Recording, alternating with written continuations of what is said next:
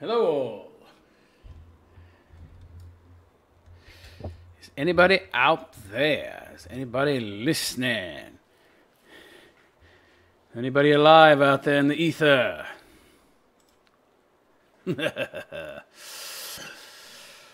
Okay, let's see if I'm broadcasting. Online. Okay, it's so far so good.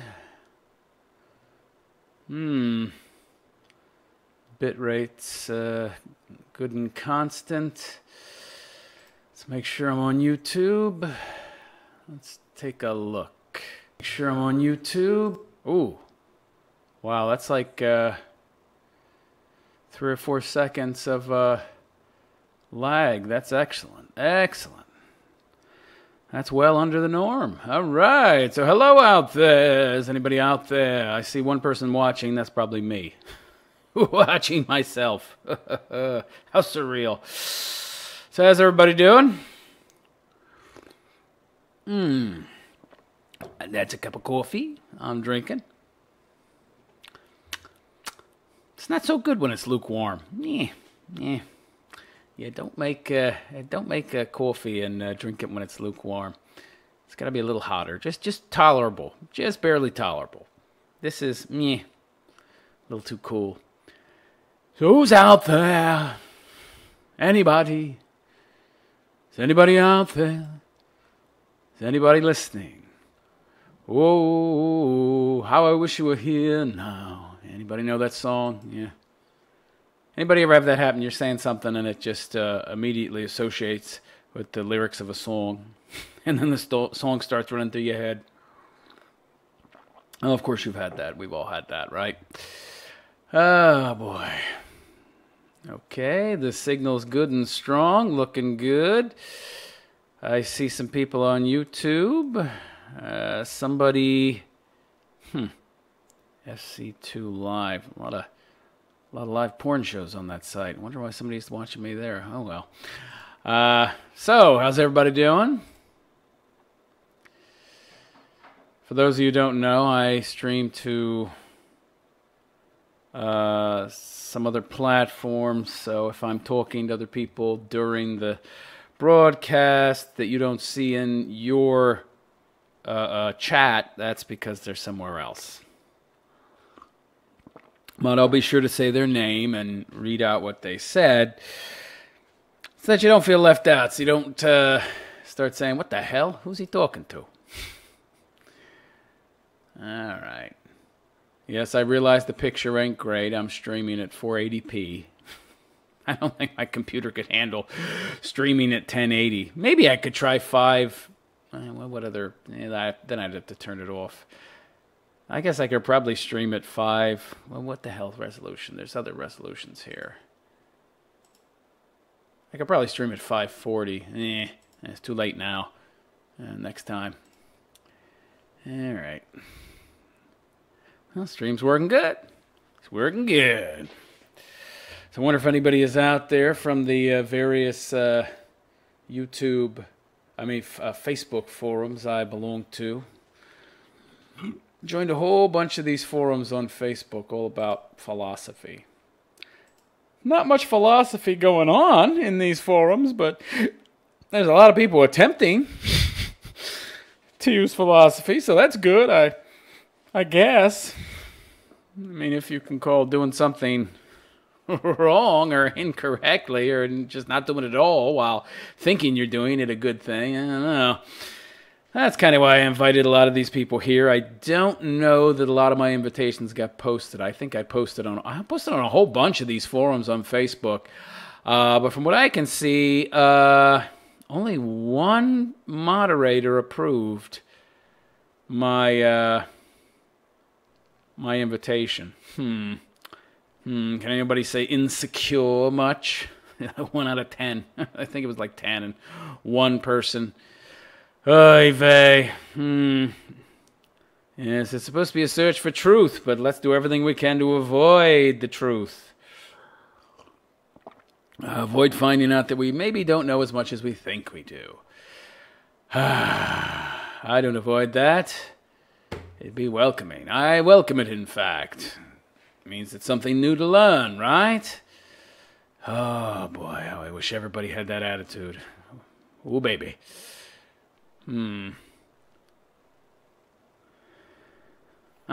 These philosophy forums. If you're not familiar with Facebook, it's an interesting platform. They've got like these groups, and you post in them. There's like a thin wedge of space. It's maybe like 1/5 the width of your screen, and there's comments and memes and stuff, and people's comments show up under the memes, and it's like a timeline kind of, and you just scroll down the timeline and you look at the different posts, and then you comment.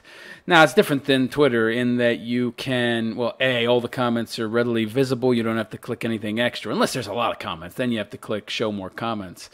And you can type as much as you want. The one thing I don't like, you can't make paragraphs. Like, I go to type something, if I hit the enter button to make a space, the enter button posts your comment. You can't have paragraphs, so it's just one big giant wall of text. So I don't like that very much. But otherwise it's okay. A little tiring dealing with some of the pinheads. You know, there's quite a few leftists, believe it or not. Think they know something about philosophy. They don't know anything. They're just in there babbling ideology. Ideologically possessed people just rambling on and on about the same shit that they were taught was true. They didn't come to those conclusions on their own. They didn't figure out this is truth using logic and reason. Nah, just some authority figure told them that it was true, and it felt good. It felt right. And it usually played into their biases. So, yeah, that's my truth. I'm woke, baby. It's my truth. Yeah, because there is no objective truth, right? Not that they do. Right, they don't recognize. A lot of these people don't recognize truth anyway, right? It's just my truth. Yeah. Like there is such a fucking thing. Yeah, right. It must be nice to have a your truth, right? Like there's no objective reality, right? It's just your truth, and then that way you're never wrong. Everything's subjective, right? There's no objective reality. Oh, that must be nice, huh? Must be nice to live in that bubble, right? You're always protected, safe, never wrong. Oh, boy.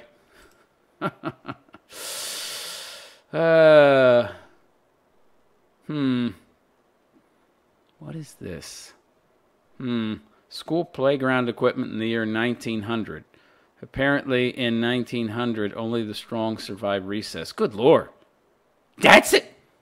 Wow. Holy shit. I don't know what stuff's showing up in my timeline.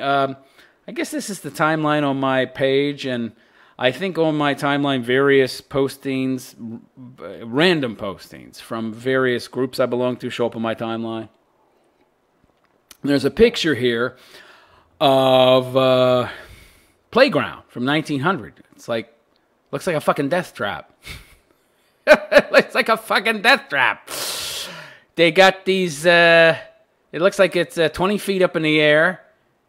Got some poles crossing each other that the kids are shimmying on. They fall 20 feet to their death if they fall.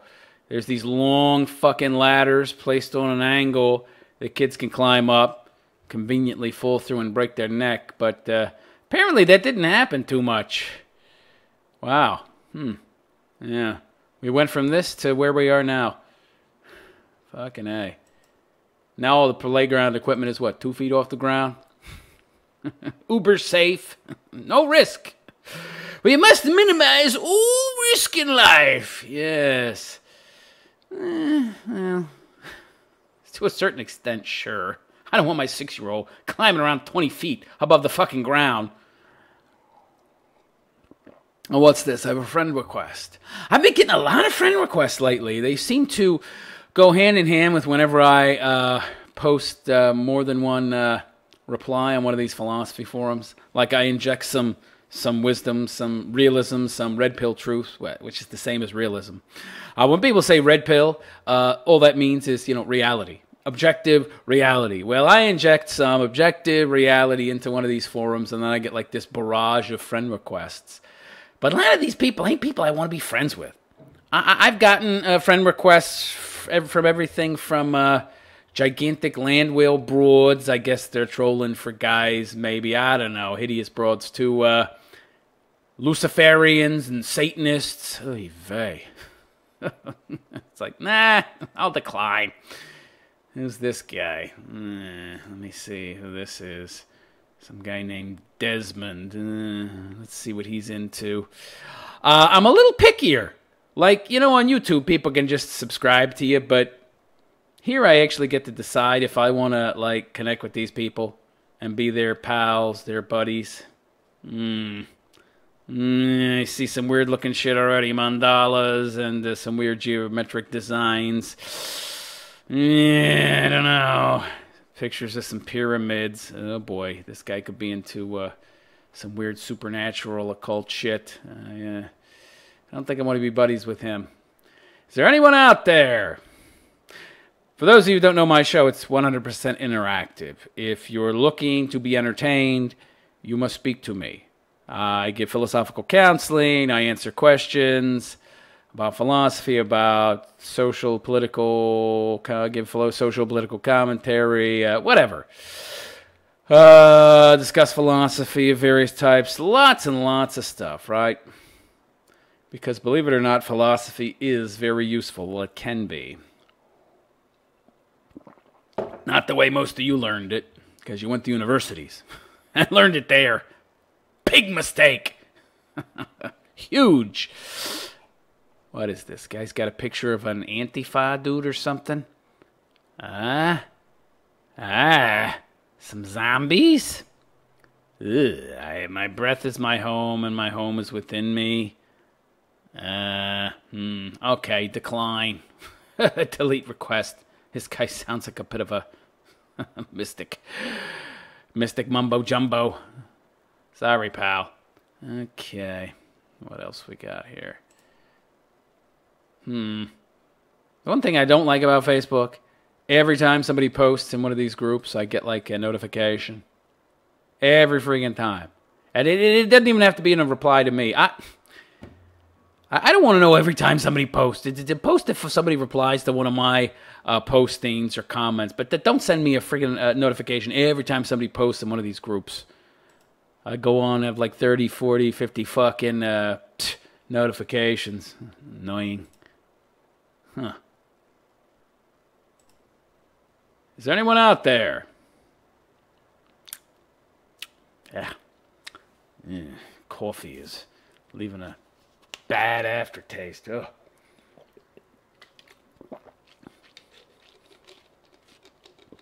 For every action, there's a reaction. It's good going down, but... Desmond. What was this guy's mom thinking, naming him Desmond? It's not a good name. What do you think of when you think of Desmond? Think of some goofball geek kid just sitting there in the cubicle? Sitting in a cubicle somewhere? Well, a dude, right? Kids wouldn't be in a cubicle, I guess. Some dude sitting at work in a cubicle. I don't know. Doesn't remind me of anybody cool, I know that. Desmond. Oy vey. I get the image of somebody slouched over doing figures. Coming up with economic charts and statistics.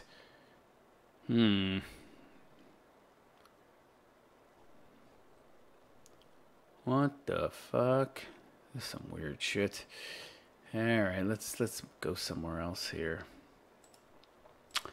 I'm waiting for other human beings to show up here. This is weird. This is weird, man. So this is my scheduled live stream, and there's nobody here. All right? Unusual. Meanwhile, the last live stream I did was impromptu, and there were a whole bunch of people. It's odd. Okay, let's see here. Let's see what groups. This is another thing I don't like about Facebook. How the hell do I find my groups? Oh, okay, there they are. Here's a button for them. It brings up this fucking page. All right. Philosophical discussions. Let's see what's going on there. World religions. Matter and energy move itself. It has no exterior mover. Matter and energy move themselves. What the hell does that mean? Is he talking about the atoms and the molecules and shit circling around a nucleus or some shit? Well, I guess that's a type of movement, yeah, within the the makeup of the item, of the material thing. So what? Yeah, so that's so profound. We're all stationary, yet moving, yeah. If something went wrong and you were a man, doesn't have a heart, you still survive. What? Another thing I don't like about these groups, a lot of these people don't speak English. I can't understand half the shit on them. What the fuck did that mean? That made no sense at all. To claim that the souls of men will be happy or unhappy after the death of the body is to pretend that man will be able to see without eyes, to hear without ears, to taste without a palate, to smell without a nose, and to feel without hands, without skin. Nations who believe themselves very rational adopt, nevertheless, such ideas. Nonsense, yeah. Sounds like a rational gay. What do we got here? Maybe I think I'm one step to some kind of hell-like, but someone holding me, pulling me backwards, some kind of an angel-like, maybe. What? Oh, save me. I'm gonna need an angel to save me from this shit. I got no problem with people that speak in English. Most of the world don't speak English, okay? But god damn it, if you're gonna post in an English forum, fuck me. Post something I can understand. Jesus Christ. All right, so I'm reading posts from some of these philosophy forums. Some of them are funny when I can understand them. Good Lord. When we stop lousy parenting, we can prevent antisocial behavior in our children. When we stop lousy parenting, we can prevent antisocial behavior in our children. Yeah, and when we stop hitting windows with hammers, we won't break any more windows. First of all, that's not even true, because you can break a fucking window with something else other than a hammer, okay? And yeah, stop lousy parenting. You can prevent some antisocial behavior, but not all, because parents are not the only influence in a child's life. Anyway, what do we got here? Don't we need the... I wish I could understand half this shit. What? Oh, God, a lot of this stuff is memes. All right, very bad memes, homemade memes with bad English.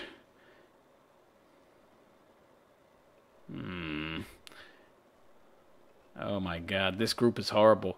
I can't understand most of what's in here. Why the fuck did I sign up for this thing? All right, let's see. What's philosophy as a way of life?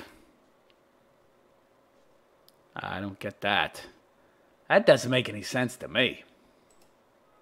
Philosophy is a way of life. What is that? Philosophy is just a tool.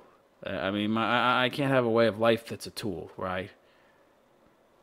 It's just something I use to aid me in life. I don't understand this shit. Oh, God. Albert Einstein. Everything is energy, and that's all there is to it.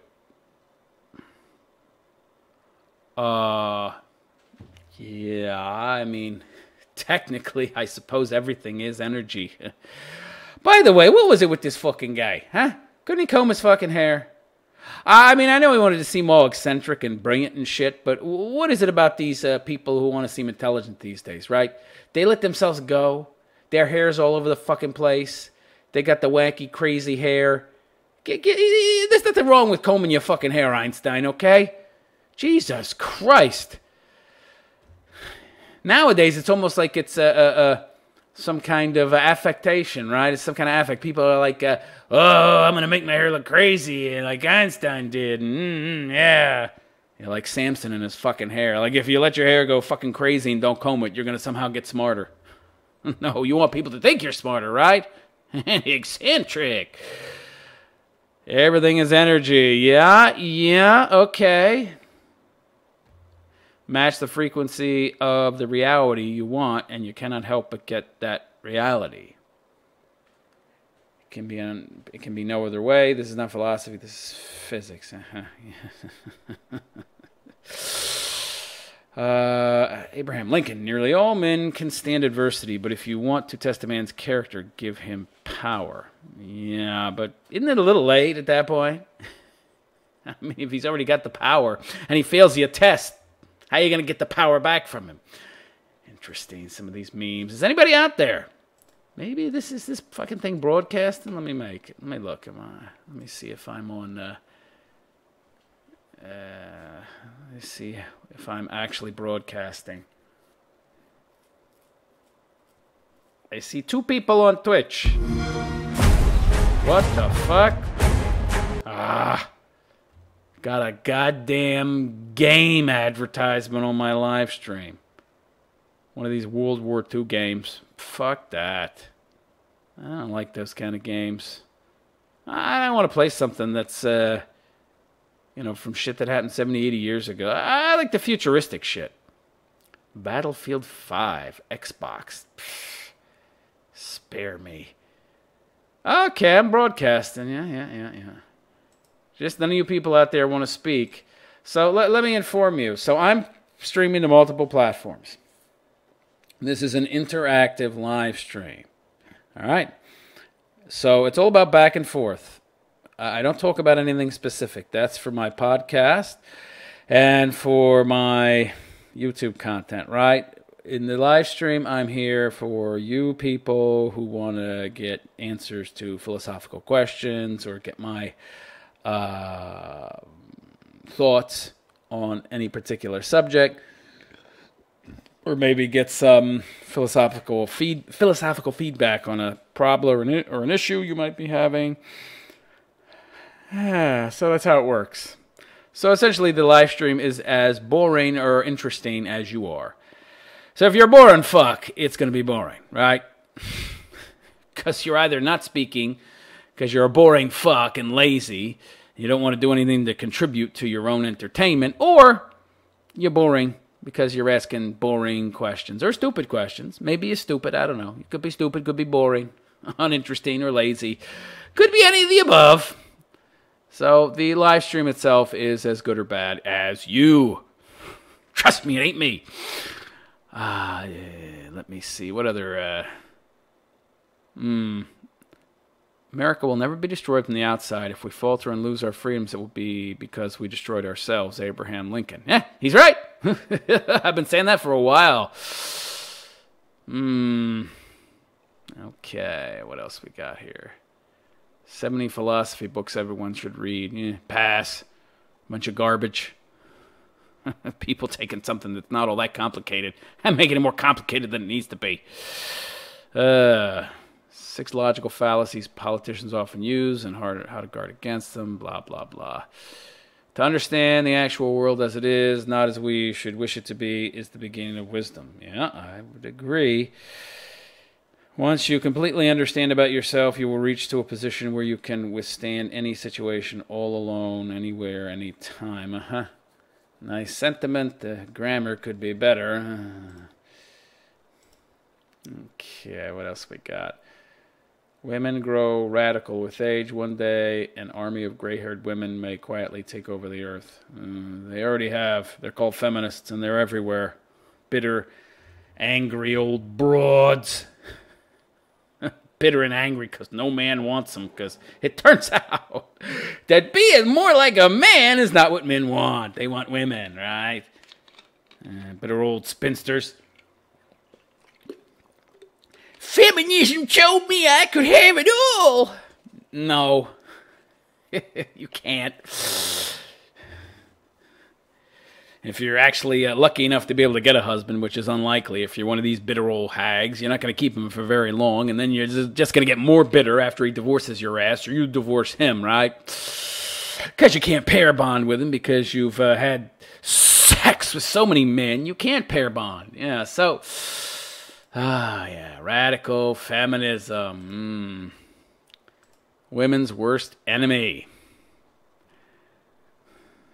Yeah, Ladies, the biggest enemy that you ever had is not men, it's other women.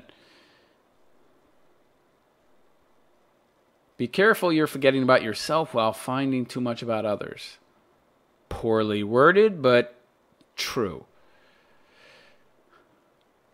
Interesting. The true terror is to wake up one morning and discover that your high school class is running the country. Yeah. Yeah, a.k.a. David Hogue, whatever his fucking name is. Guns are evil! Ban your guns! Where's my job at CNN? Fucking douchebag. Stupid little kid. It is now highly feasible to take care of everybody on Earth at a higher standard of living than any have ever known. It no longer has to be you or me. Selfishness is unnecessary. War is obsolete. It's a matter of converting the high technology from weaponry to livingry. Buckmeister Fuller. Sounds like a fucking communist to me. Hello, is anyone there? Wow, this is like not good. Nobody's out there. Yikes.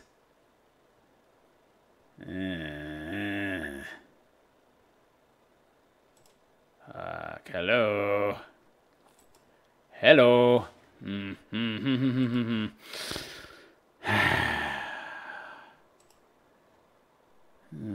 What is Optimus? Boy, I tell you, there's not much truth-seeking of any... Not much truth-seeking going on in these groups. What the hell? Okay, I'm bored already. Noam Chomsky. What the hell is anybody posting his nonsense for? He's a fucking linguist and an idiot to boot. Stupid fucking liberal. I think it only makes sense to seek out and identify structures of authority, hierarchy, and domination in every aspect of life and to challenge them. Really, Noam? Yeah, of course he thinks that. He's a communist, revolutionary, pinko scumbag. Yeah. Hierarchies are bad. They exist everywhere in nature, you pinhead. You look around and tell me where there's not a fucking hierarchy. You look at the fucking geese up in the fucking sky and there's got a fucking hierarchy. Who do you think that lead goose is at the fucking front of the goddamn triangle of flying fucking geese? He's the boss.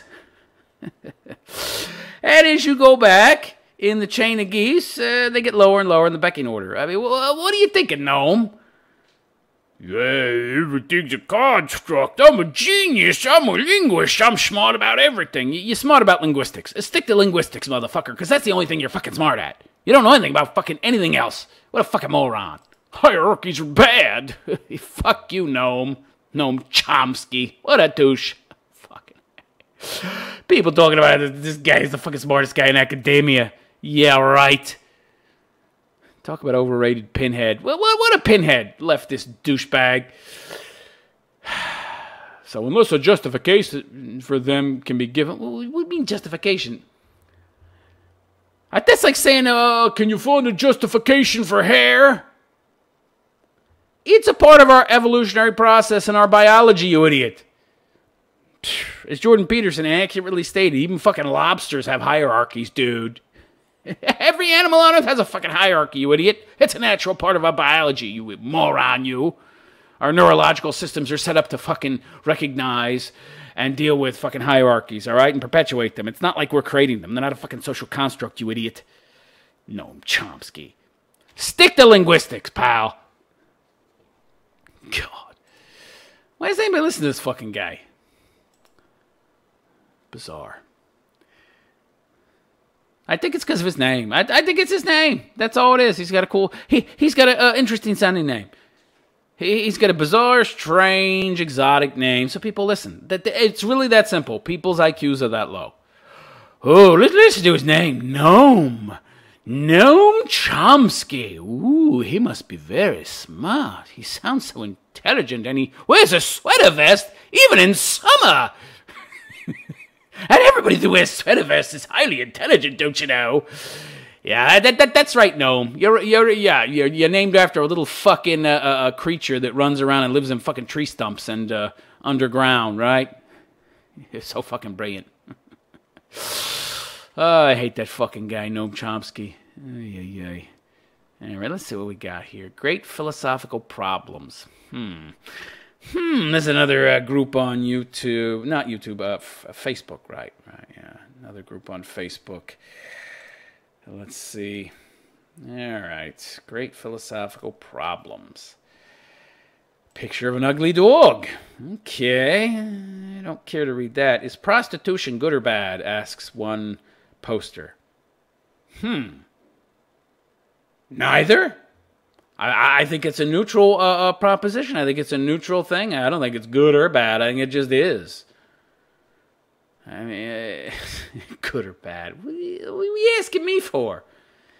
Is it immoral? Is it immoral? I mean, don't ask me good or bad. That's...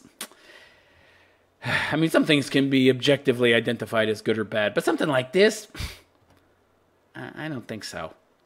It's neutral, okay? And I would think it would depend on the situation, right? I mean, if you're an adult, male or female, and you choose to do it, I don't think it's good or bad. There's nothing wrong with it, nothing right with it. It just is what it is, right? Now, if you're like a 12-year-old, yeah, I got a problem with it, right?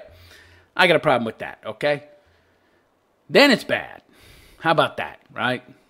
How about we don't look at things in absolutist terms? At least not everything, right? Some things are absolutely right and wrong, but this ain't one of them. Okay. Hello, Zed is dead. ZS dead. Are you a homo? No, I'm not a homo. Are you a homo? I'm guessing you are with that kind of question. No, I am a bobo. Now, this is very strange that you would say that before I even... okay, well, good for you, Zed. Glad to hear it, pal. You're, I don't know. All right, Zed's dead. Well, Zed's dead. Zed's dead. Okay, I see. It's interesting. So what can I do for you, Zed's dead? Anything? Great philosophical problems. Okay, the next question. Why? Why what? So somebody just wrote a fucking one word and posted it on this philosophy forum. Why is money so powerful? Because money is wealth, or at least money represents wealth. It allows you, it's a means of exchange to get wealth, resources, things we want, things we need, you know, to survive, to enjoy life. That's why money's so powerful. It can be exchanged for resources. Pinhead. All right. What's the meaning of life? Life has no meaning. Zed's dead. You're talking about universal meaning? Like woven into the fabric of the universe? Like some universal meaning that applies to everybody? There is no such thing. MGTOW Ghost Son. Howdy, I loved your video about the Argentinian woman. What a wake-up call for mankind. Where women are heading in this day of age. Well, thank you, MGTOW Ghost Son. I appreciate it. That's someone... Just so you know, Zed's dead. I'm broadcasting on multiple platforms, so I'm replying to someone on another platform. So, no, Zed's dead. The meaning of life, there is no meaning of life, okay? That would imply that there's some kind of design or creator or some kind of predestination to the creation of the universe. No. The meaning of life is different for each and every individual, okay? There is a meaning of life, just not intrinsically woven into the fabric of the universe. It's up to each individual to find their own meaning, okay? Are there infinite universes? How the fuck do I know? I don't know. Nobody knows. So that's one of those questions, Zed's dead, that you might want to talk to a physicist about, and even they don't know. They have hypotheses, but that's about it. Did we land on the moon, or was it faked? It was faked. Hello, Rational Male Animal. Greetings, RP, says Rational Male. Greetings, Rational Male. How are you doing? No, we did not land on the moon. Zed's dead. I don't know if there's infinite universes. And as for the meaning of life, that's up to you to find for yourself. I'd be very depressed if there was some kind of universal meaning to life. That would mean everybody would be living the same life and following the same path, something we know to be patently false. Okay, let's see what else we got in this. Now, this isn't a bad forum. Great philosophical problems. This seems to have better content than the others. Why does good food turn to shit? Huh? Makes no sense. Do you believe in reincarnation, and why? No, I don't believe in reincarnation. I have no reason to believe in reincarnation. I see no evidence of reincarnation. Show me some evidence. Until you show me evidence. Until you show me a talking squirrel. That used to be, I don't know, Hitler reincarnated as a squirrel. Although he'd probably come back as a cockroach for the next 10 billion years, right? He'd be a cockroach forever. No, show me Napoleon. Right? Show me a talking fish that used to be Napoleon. Then I'll believe in reincarnation. Otherwise, don't ask me about reincarnation. Will the Bears beat the Lions? I have no idea. Zed's dead, and as long as you ask questions like that, I will ignore you. By the way, you're not here to monopolize the chat, and I can ban you at any time or just ignore you. So don't post stupid questions, and you sound like a little child looking for attention. Why are you angry at me? Not angry at you. You're asking dumb questions. Rational Male Animal says, I'm doing great. Your 2 previous videos about wealth and women's dating were excellent, and I enjoy your breakdown. Thank you, Rational Male. Yeah, the last one was particularly hard. I wasn't even able to make content yesterday. I was so tired. It was difficult. I had to make a podcast, and then I had to do the script for the video, and then I had to record it, which was a pain. And then the editing. The editing took longer than making the video. That's a fucking pain in the ass. Oy vey. Anybody that thinks making content for a channel is easy doesn't know what the hell they're talking about. It ain't easy. Oy vey. All right. Let me see. According to science, what's the purpose of our life? What a dumb question. Presuppositional question? The science has no opinion about the fucking meaning of life. Can a tiger be domesticated if you raise it? No. Dogs are domesticated because we've been fucking keeping them as pets for like 10, 15, 20,000 years or some shit, okay? Not tigers. You want to keep a fucking tiger as a pet, good luck. See how long you have it before it eats your ass. Do we need God in order to achieve success in life? No. So I love that question. So just asking the question, it presupposes that God exists. So the inference right there is God exists. So based on a fundamental principle, the fundamental principle of this, this is wrong. Do we need God? So he's starting from a fundamental premise that's wrong. First, you'd have to prove God existed before you could ask the question, do we need God in order to achieve success? I've seen no evidence that God exists.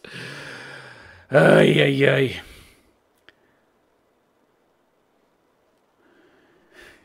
It's funny stuff, man. How can we determine someone's intellectual potential when they have had no chances to test work, show it when they were younger? IQ tests? Do they ask stupid questions? Or do they seem intelligent? Boy, some of these questions, I'll tell you what. What is one thing you refuse to be open-minded about? Nothing. Oh, I mean, I'm open-minded about everything. Well, almost everything. I don't know what that question means, by the way. What does it mean, open-minded? I mean, like open to the possibility that something's good or bad or, you know, I mean, I guess that would depend on the thing. I certainly wouldn't be open-minded about communism being a good thing. I wouldn't be open-minded about that. Good Lord. Think hard about the reasons for believing and not believing. What your religion teaches you and demands so inexorably that you believe. Oh, God. Are people born gays or lesbians, or do they become it? Yeah, I don't believe in that born gay lesbian crap, okay? All this talk about wires crossed in the head and shit like that. I don't buy it. I think people are affected by some early childhood trauma or just some early childhood event that sends them down the wrong path, right? They get the wrong information, the wrong kind of input at an early age, and it affects them. Or they have experienced some kind of trauma or whatever. How can a person kill his inner demons? I don't know what that fucking means. Why would you wanna? Rational male animal. I have been helping a friend recently with lifestyle changes and realized learning really becomes easier once a person doesn't want to be too protective about their ego. Yeah, well, sure. Right? Because, yeah, your ego stops you from learning, growing. Big ego, if you attach, your knowledge to ego, yeah. Okay, good. That's a good picture. Yeah. So,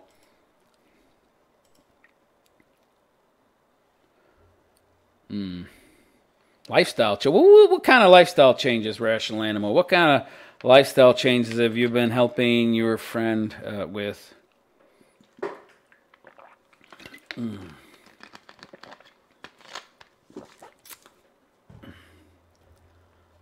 Okay. How can a person kill his inner demons? Okay, I assume inner demons means like, this question is weird. I assume this person means like aspects of self that are bad or that you perceive as bad.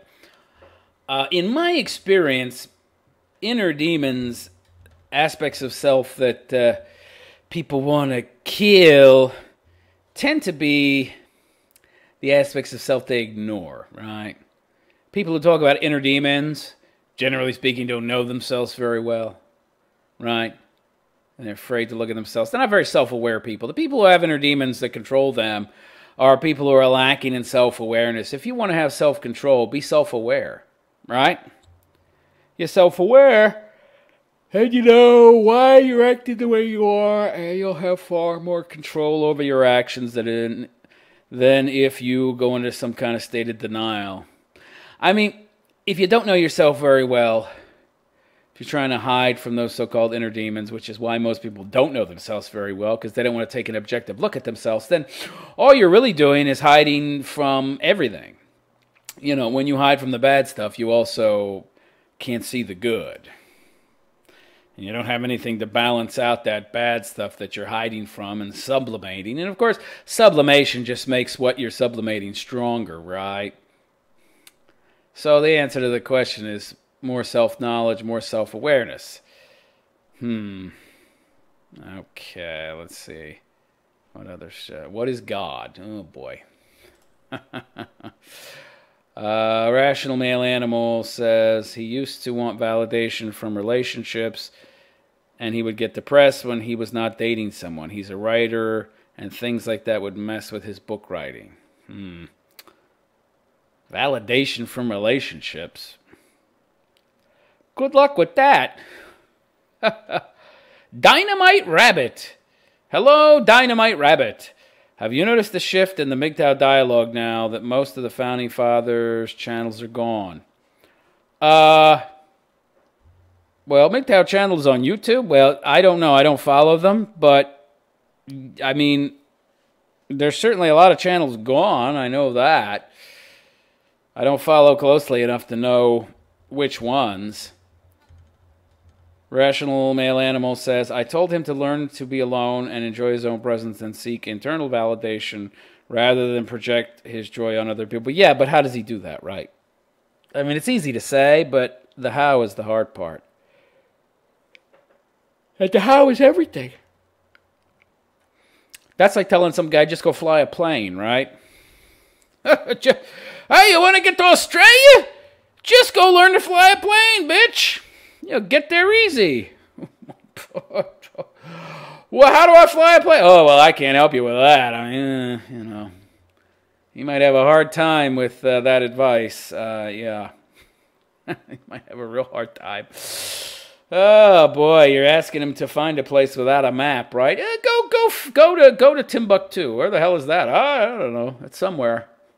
You got a map? No map. Well, good luck finding it. Yeah. So the how is the hard part, right? And how's he gonna learn to be alone and enjoy his own presence? Oh, good Lord. I need to take some of my older content and repurpose it. Yeah, because a lot of this stuff I talked about in my old content. Just need to change some things and maybe repost it on my channel. All right.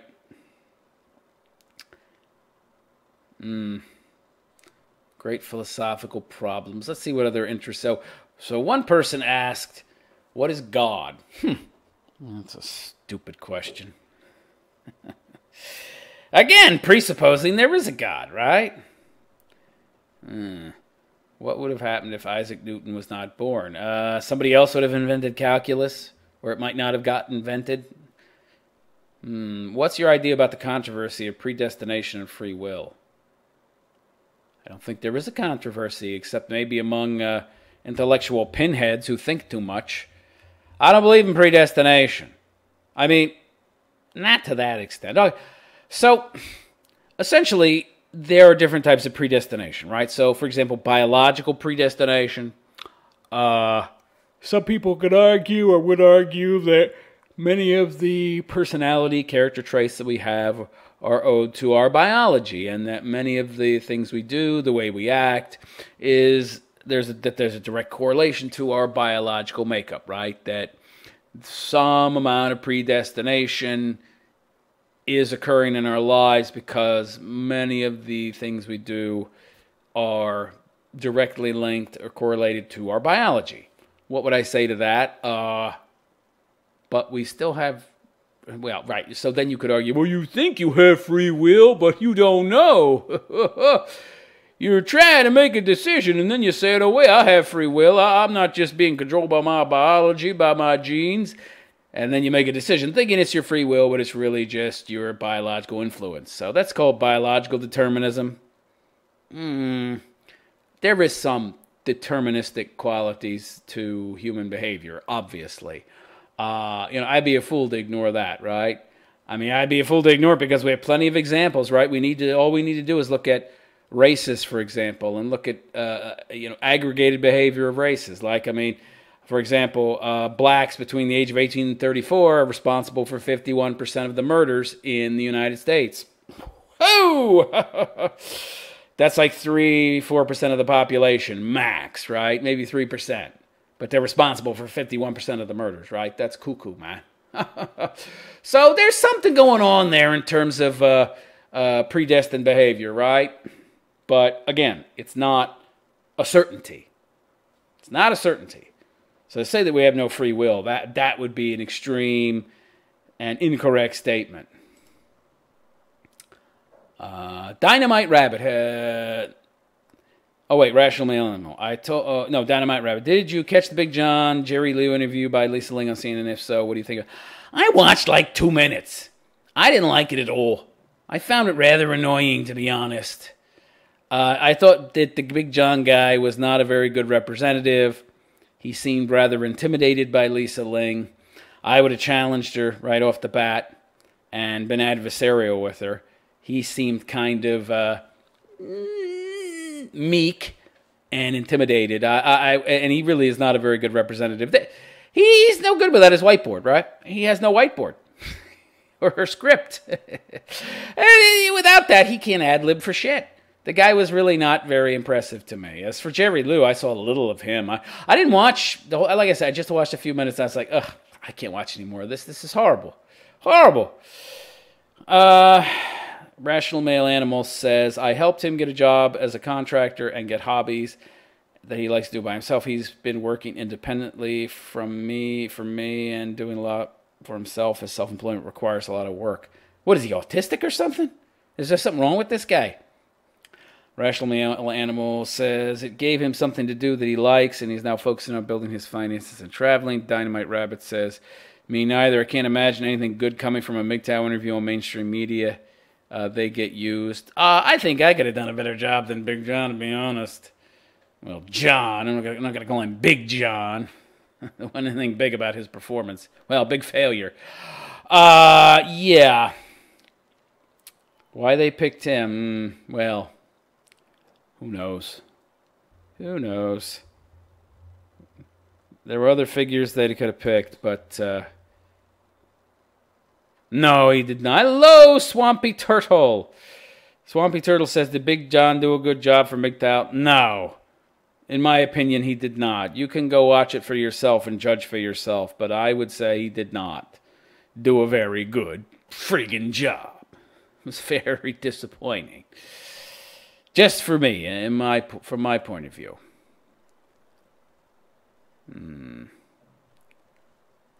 There are two ways. Kierkegaard. There are two ways to be fooled. One is to believe what isn't true, and the other is to refuse to accept what is true. Yeah, that's right. Law banning female genital mutilation ruled unconstitutional. Michigan doctor cleared of charges. They want equality. Men get circumcised. Boys get circumcised, right? Now women can get circumcised too. It's only fair, right? What is the use of having free will if we are like flies in a matchbox? I don't think I'm a fly in a matchbox. That's presupposing I am in a matchbox, bitch. I ain't in no fucking matchbox. These questions, I love the presuppositions made right from the get-go. Starting with the false premise that I'm in a fucking matchbox in the first place. Where? What fucking matchbox am I in? Fucking idiots. Oh, Lord. Oh, it's a metaphorical matchbox. It's, of course, not an actual matchbox. Well, what the hell's the matchbox a metaphor for, then? Laws and rules and morality of society. That's a matchbox? That's in some way, shape, or form holding me back? What are you talking about? Oh, boy. This is the kind of crap they learn in university. That's why people think that philosophy has no use, because they learn this crap. This nonsense. Thinking about useless shit. You're a fly in a matchbox. I paid $5,000 this semester to learn that in my philosophy class. Yeah, you wasted your fucking money, pal. Good Lord.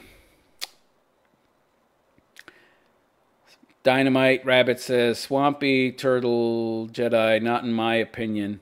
He and Jerry both failed to counter Lisa Ling's leading assumptions about MGTOW men. Not only that, but she said she was a feminist. Right? I would have challenged her right then and there. I would have challenged her on the patriarchy, the existence of the patriarchy. I would have given her various examples, because the patriarchy would imply that men are somehow benefiting in some way, shape, or form. If you can't name any benefits, then how the fuck does a patriarchy exist, right? And what are the benefits, right? Oh, men are in government. Well, that's because women put them there. And by the way, the people in government, they're not the ones that are in charge, right? They do what their constituents want them to do. And women are the constituents. They're the ones voting these people into office. And they want to stay in office, so they do what the women want, right? Give me a break. Who cares who's in office? Who's getting the most and the least benefits in society? I mean, it just was... I was not impressed. Rational Male Animal says, he's not autistic, he just got depressed from his last breakup. Oh, boy. Like most guys in this day and age, he lost the desire to do anything in life. Guys in relationships tend to loom for their soulmate. Ain't no such thing as a soulmate. What a bunch of crap. Soulmate. That's pussy talk. It's nonsense. No such thing as a soulmate. Trust me. There's plenty of them out there. There's no such thing as a soulmate. It's nonsense. What has been your worst interaction on great philosophical problems? There's a lot of the dumb questions here. This question in particular. Do you assume yourself to be part of a superior race or caste? No, I mean, not superior race. I'm superior in intellect to a lot of people, but that's very specific and to me alone. Race? Caste? No. Okay. Going by that question, I'm definitely superior to the person who posted this in terms of intelligence. Good Lord. Some of this nonsense. What is first, time or smallest particle of universe? What do you mean first? Why are you assuming there's a first? Oh, this really annoys the shit out of me whenever people start talking about there was somehow nothing, which is the implication when you say there was a first thing. How do you know the universe hasn't always been here? Huh? Pinhead? How do you know that there was a first? You don't know there was nothing. I love this assumption. Where do you get this conception of nothing anyway? Because you look around you and you see some places where there's not something, but there is something there. It's called the universe. It's something. If it was nothing, you wouldn't be able to perceive it to begin with. Just because there's space there you perceive as empty and think there's nothing there, so you have this conception of your mind of nothing, that doesn't mean there's such a thing as nothing, you idiot. Show me an example of nothing. You could pump all the fucking everything, air, whatever, create a vacuum. There's still something there. It's the universe. What? Which is first? There's no first. You try to take your limited understanding of the universe based on your conception of reality and existing as a human being and apply that to the fucking universe. Totally different classifications, pal. Good Lord. Anyway. Dynamite Rabbit says, oh shit, it's deleting the link. It's on Lifestyle News. Search author Jonathan Van Maren. Title is Canadian Man claiming to be female sues 16 women for refusing to wax his genitals. Oh wait, you posted another message. I'm the Realist Philosopher, Dynamite Rabbit. Realist Philosopher. When you get a chance, check out this article. This magnificent bastard in Canada is making money by suing women who refuse to touch his junk. Okay. Cool. I mean, well, you know, you can post it on my Twitter feed. You do know I'm on Twitter, right? Apparently you don't. Or if you do, post it there. Post it to me. All right?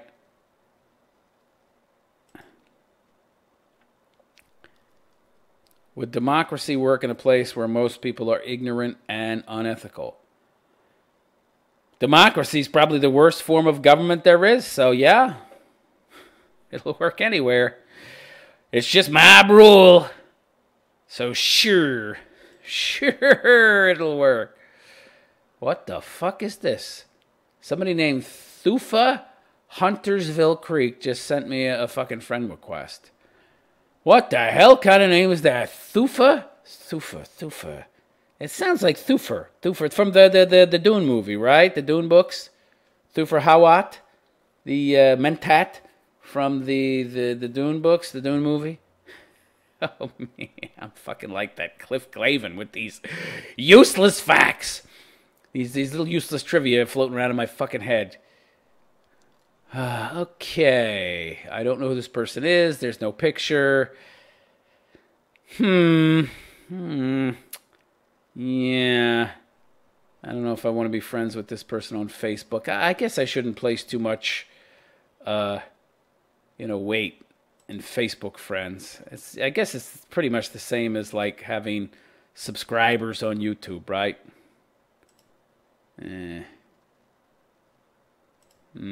Okay. That's fine. Whatever. Okay, it's deleting the link. Well, okay, you clearly don't. I'm the Realist 1967 on Twitter, Dynamite Rabbit. So just send it there. All right, let's go back here. It's not going back. Okay. Oh, I should open it in a new link. Now I got to scroll down to this fucking group.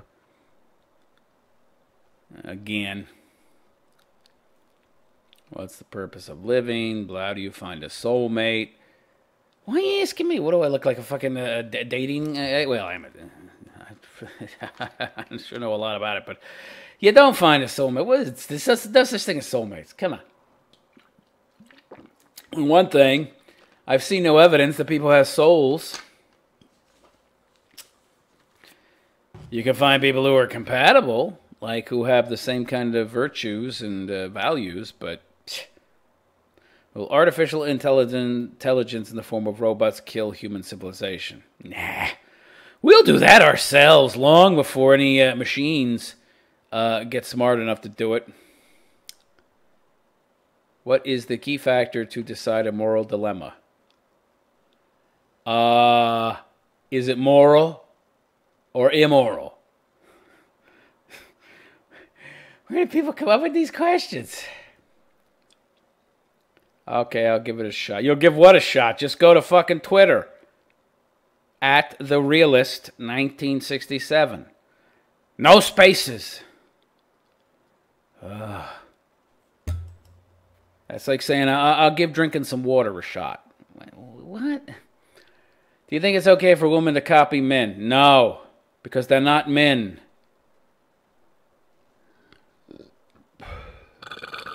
Excuse me. What's the difference between religion and philosophy? One is philosophy, one ain't. Next. Don't wait until you reach your goal to be proud of yourself. Be proud of every step you take. Yeah. Geez, I participated. I didn't accomplish nothing, but I participated. So give me a participation trophy, eh? Didn't reach my goal. I should be proud of myself regardless. Right? God. Yeah. No. I hate this feel-good bullshit. Yeah. I should be proud even if I've accomplished nothing. I don't think so. Should men always be submissive to their women, or should they state their own opinion? If you gotta ask that question, I already know what you are. As for the answer, no, you shouldn't be submissive to women ever. They're women. You're stronger than them. And, on average, smarter, though not always. But there should be no submissiveness in a man, okay? Women don't like that. If you're with a woman that likes that, she's just pretending to like that, okay?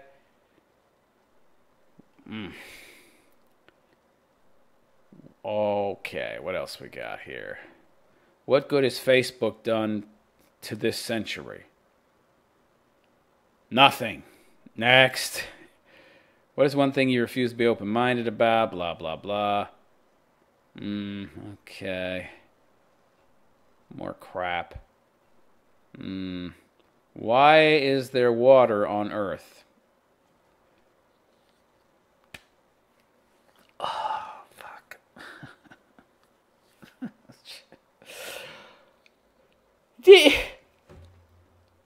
A scientific question, by the way. One that you can find an answer to if you go study some science. Why is water on Earth, or why did water come on the Earth? What? Well, water's not coming anywhere. It doesn't think, okay? Oh, boy. Poorly phrased questions. Rational Male Animal says, this is what happens when people watch a lot of Disney cartoons when they're little. Most people in relationships are looking for their soulmates. It's sad. And when they break up, trauma follows. Yeah. Soulmate is a myth, okay? We choose our mates based on numerous factors, most of which have nothing to do with soulmatehood, right?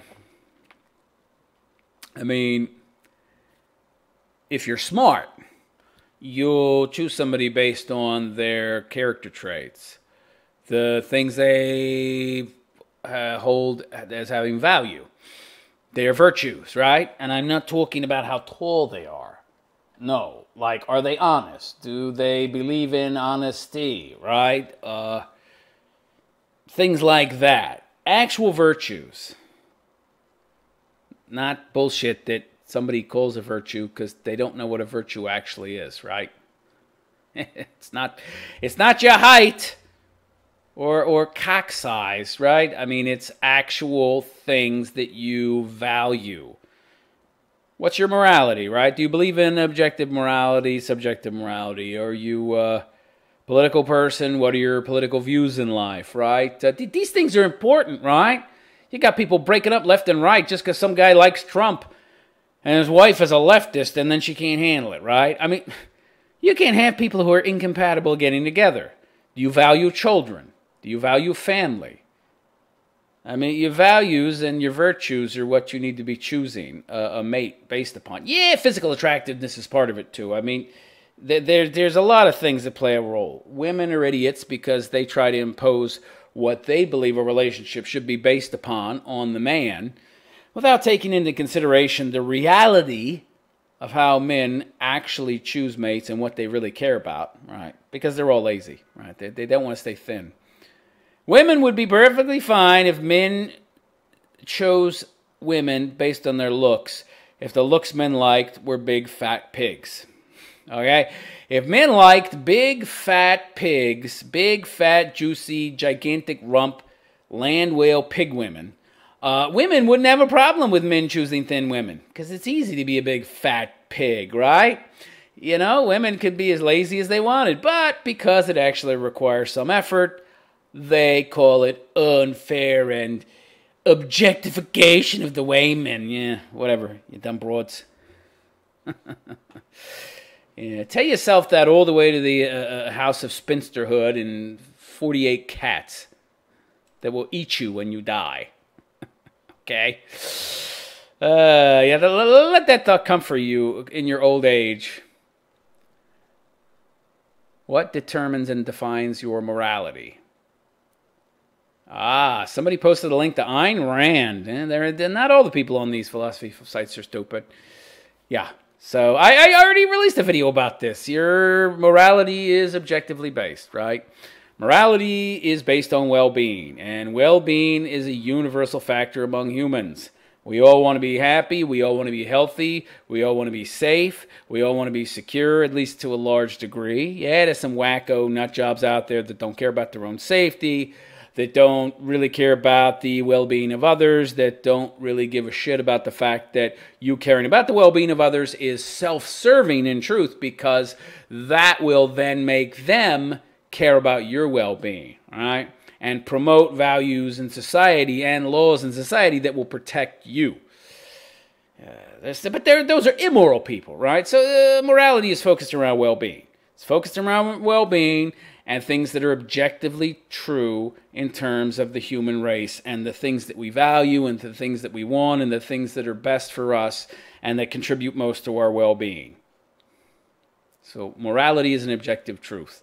Anybody tells you reality is relative, they're full of shit. They're just trying to sell you something, right? They're trying to get you to adopt a viewpoint of relativistic morality so that they can weasel something by you that by objective morality standards would be immoral. And they want you to accept it. Because, yeah, it's my truth. No such thing as objective truth. Yeah, okay. Greg Lopez. Hello, Greg. How are you? Sorry, I didn't see you there. I was busy ranting about some shit. Women copying men. Not a good idea, says Greg. Yeah. Well, that's what feminism's all about, though. All about copying men. Male worship. They want to be like us. Mimicry is the highest compliment, right? Women want to be just like us. They don't brand us toxically masculine because they hate men. They brand us toxically masculine because they envy us and want to take our place and want to be more like us. But first they have to displace us.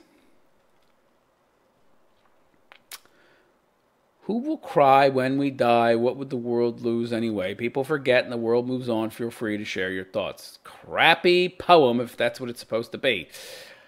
Okay, next post. I'm reading some posts in philosophy forums on Facebook.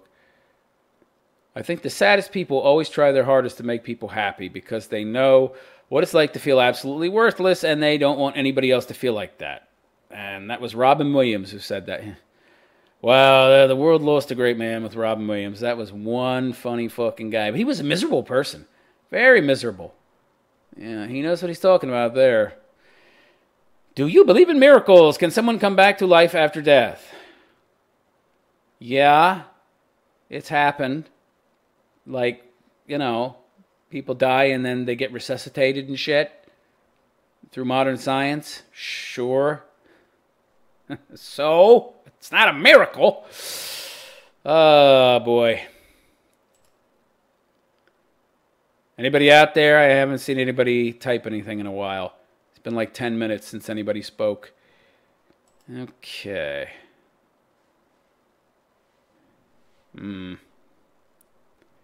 What else we got here?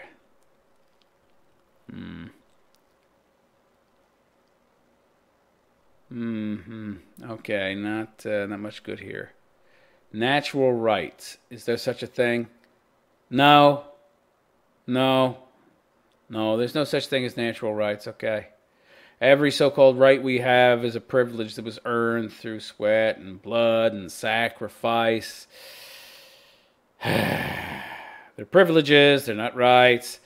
They don't positively exist on their own without us. They're not woven into the fabric of the universe. The universe wasn't created just for us, with all these so-called rights already existent. Like we're a bunch of entitled cunts who are just entitled to these rights and privileges. Although a lot of us are entitled cunts, that's for sure.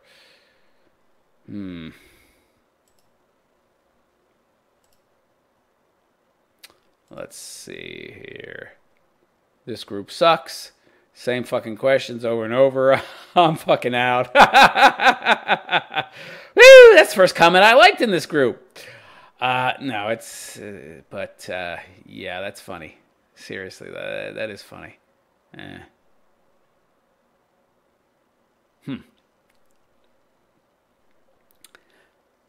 I'm looking for some good posts, but there's not too many.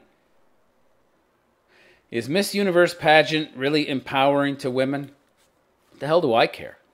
Women are already empowered enough. They certainly don't need more, that's for sure. And no, it's not empowering to women.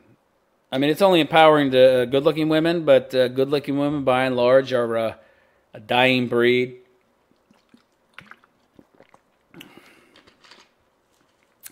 Now, by the way, why doesn't anybody ask if something's empowering to men? Who gives a fuck if something's empowering to women? They're supposed to be strong and independent.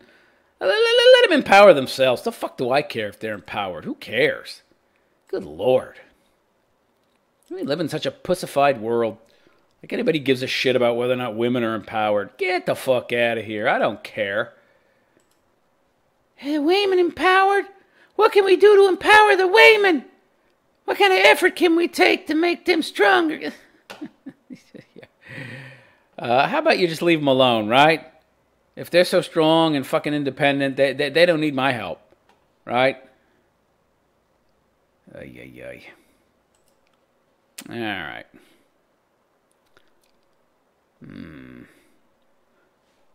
Okay. Are drugs a good antidote for stress? Stress. Can somebody tell me what that is?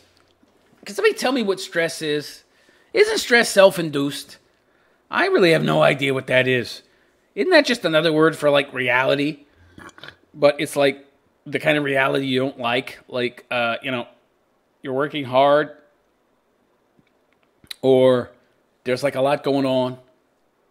I don't understand this stuff about stress. What is that? I never understood that. I don't know what stress is. Can somebody out there tell me what stress is? I don't know what it is. I mean, yeah, there's times that, like, there's a lot going on in life. Oh, boy, a lot of work today. Oh, boy. But what does that mean? I'm stressed. Isn't that just life? Isn't stress just life? YouTube, Rational Male Animal says, anything that's empowering to men is oppression to women. Even men getting help is a sign of the patriarchy.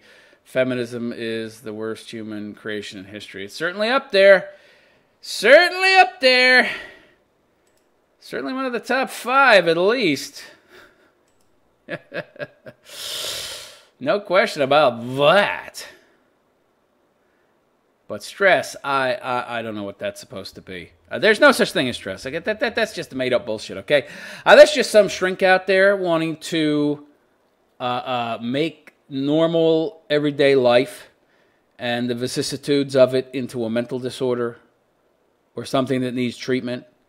You know, I guess it's like these lawyers out there trying to drum up business. Yeah, you can sue your boss for creating a stressful work environment. Yeah, he's trying to create more business for himself. That's all these shrinks are trying to do with all these classifications of mental illnesses and difficulties. Yeah, I'm stressed. I better go see a shrink. Give me a fucking break. You need a shrink.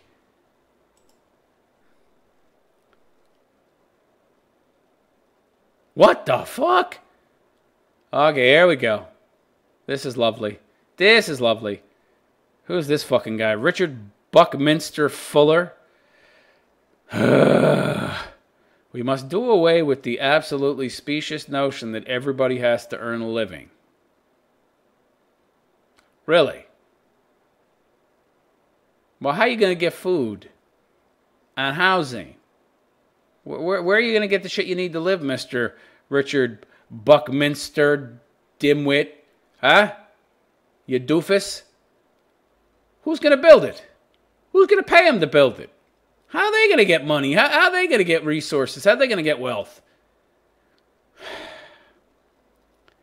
It is a fact today that 1 in 10,000 of us can make a technological breakthrough capable of supporting all the rest. I haven't seen any replicators yet, pal. Nor have I seen any power source strong enough to power a replicator that doesn't exist to create endless resources. The youth of today are absolutely right in recognizing this nonsense of earning a living. Well, he's a socialist communist douchebag, ain't he? Marxist idiot.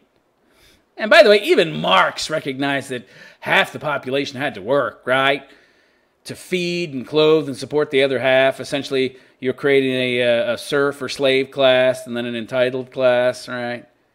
And of course, Marx put himself among the entitled people. He was one of the special artists, don't you know, just like this guy.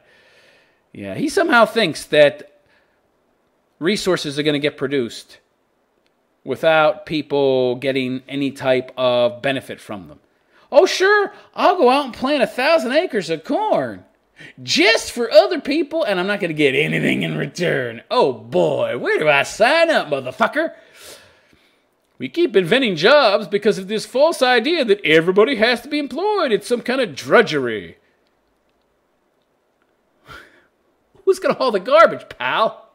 Who's going to clean the shit at the fucking waste disposal plant? Who's going to plant the crops? Who's going to repair the roads? Who's going to keep the infrastructure going, pal? I guess he's just imagining all these things being done by AI robots. Like in that I, Robot movie, right? Yeah. So according to Malthusian Darwinian theory, he must justify his right to exist. Well, existence, it's not a right, okay? It's a privilege, okay, Pinhead?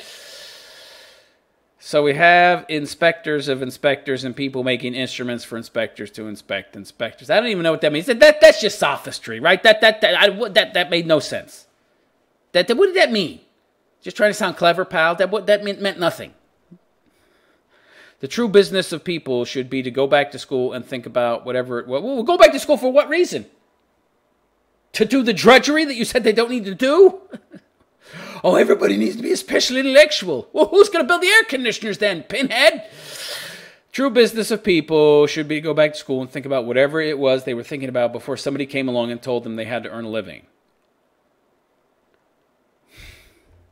So people are just working and making money because somebody along the line told them they had to, right? It's not because they actually have to, right? That's just a silly idea. Yeah, throughout history, people have been earning a living, excuse me, and working their asses off Not because they had to, because if they didn't, they wouldn't eat and they would starve and their family would die. Oh, no. Yeah, I see what he's implying here. He's implying that technology has reached such a point that people shouldn't have to work, which is wrong. What an idiot. What a pinhead. What a pinhead. Oh, my God, this guy. What a dumb fuck. Oh, boy. Where do I begin? Where do I begin with the logical fallacies in this guy's statement? Rational Male Animal says, I don't support abuse and slavery, but feminists took things on a whole new level. Women are weaponized to destroy men today. It's better to just live alone today more than ever before. I mean, I would have to agree, Rational Male Animal. Of course, it's true. There are rare exceptions out there, women that ain't feminists, that are just like broads were in the 50s or 60s or before feminism, but they're so rare. I mean, they're called outliers for a reason, right? Because they're outliers. That's just like, you know, when people say that people don't change, it's true. Now, yeah, there are some people that actually do change. It's a fact. It's statistics. It's law of averages. There have to be people that have been bad and became good. They needed to change and they changed. So what? They're called exceptions to the rule. The rule still applies. So, you know, yeah, there's some broads out there that it'd be worth the trouble, but they're so few and far between, and the odds of finding them are so slim, and being able to identify them and be sure that they're actually being honest and truthful with you from the get-go, the risk is too high, right? Risk is too fucking high. You got a better odds of winning Russian roulette, okay?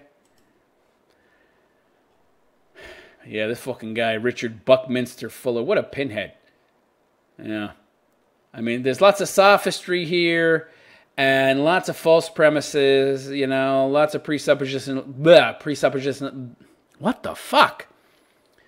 Can't speak. Presuppositional arguments. It's just ridiculous.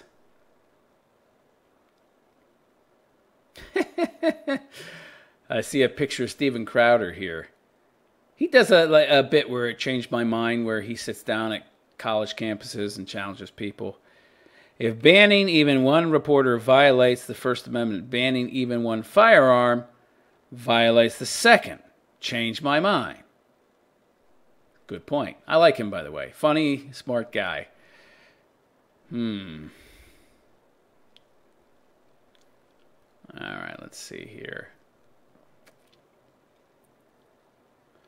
If the moon reflects sunlight, then why doesn't moonlight power solar panels? Because that's not strong enough. Because the moon ain't a fucking mirror. Yeah, it reflects sunlight, but it's not like, you know, 100% reflective, okay? Not even close. The amount of reflection you're getting doesn't have enough energy in it to power a solar panel, okay? Are blind people can see when they are dreaming? That's interesting. No. Because they've had no sensory input in regards to seeing, so they would not know or have the sensory information as a reference point, as something to draw upon to create dreams that had vision to begin with. Now, if they saw it one time in their life, then possibly, depending on how old they were when they lost their sight. But if they never saw, no, they could not.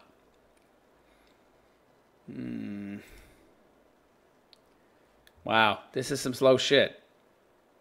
Boy, oh boy, you guys ain't talking. Are you not talking just because I'm talking, or you don't have anything to say?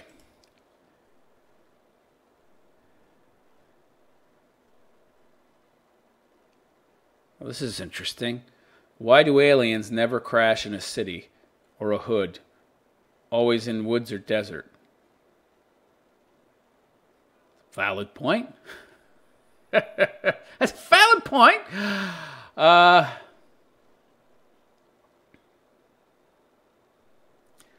right. Nothing is illegal until you're caught. True or false? Oh, boy. If a tree falls in the forest and nobody dared to hear it, does it make a sound? Oh, boy. Slightly different because you're there. So, it's still illegal. You get caught or not, it's still illegal.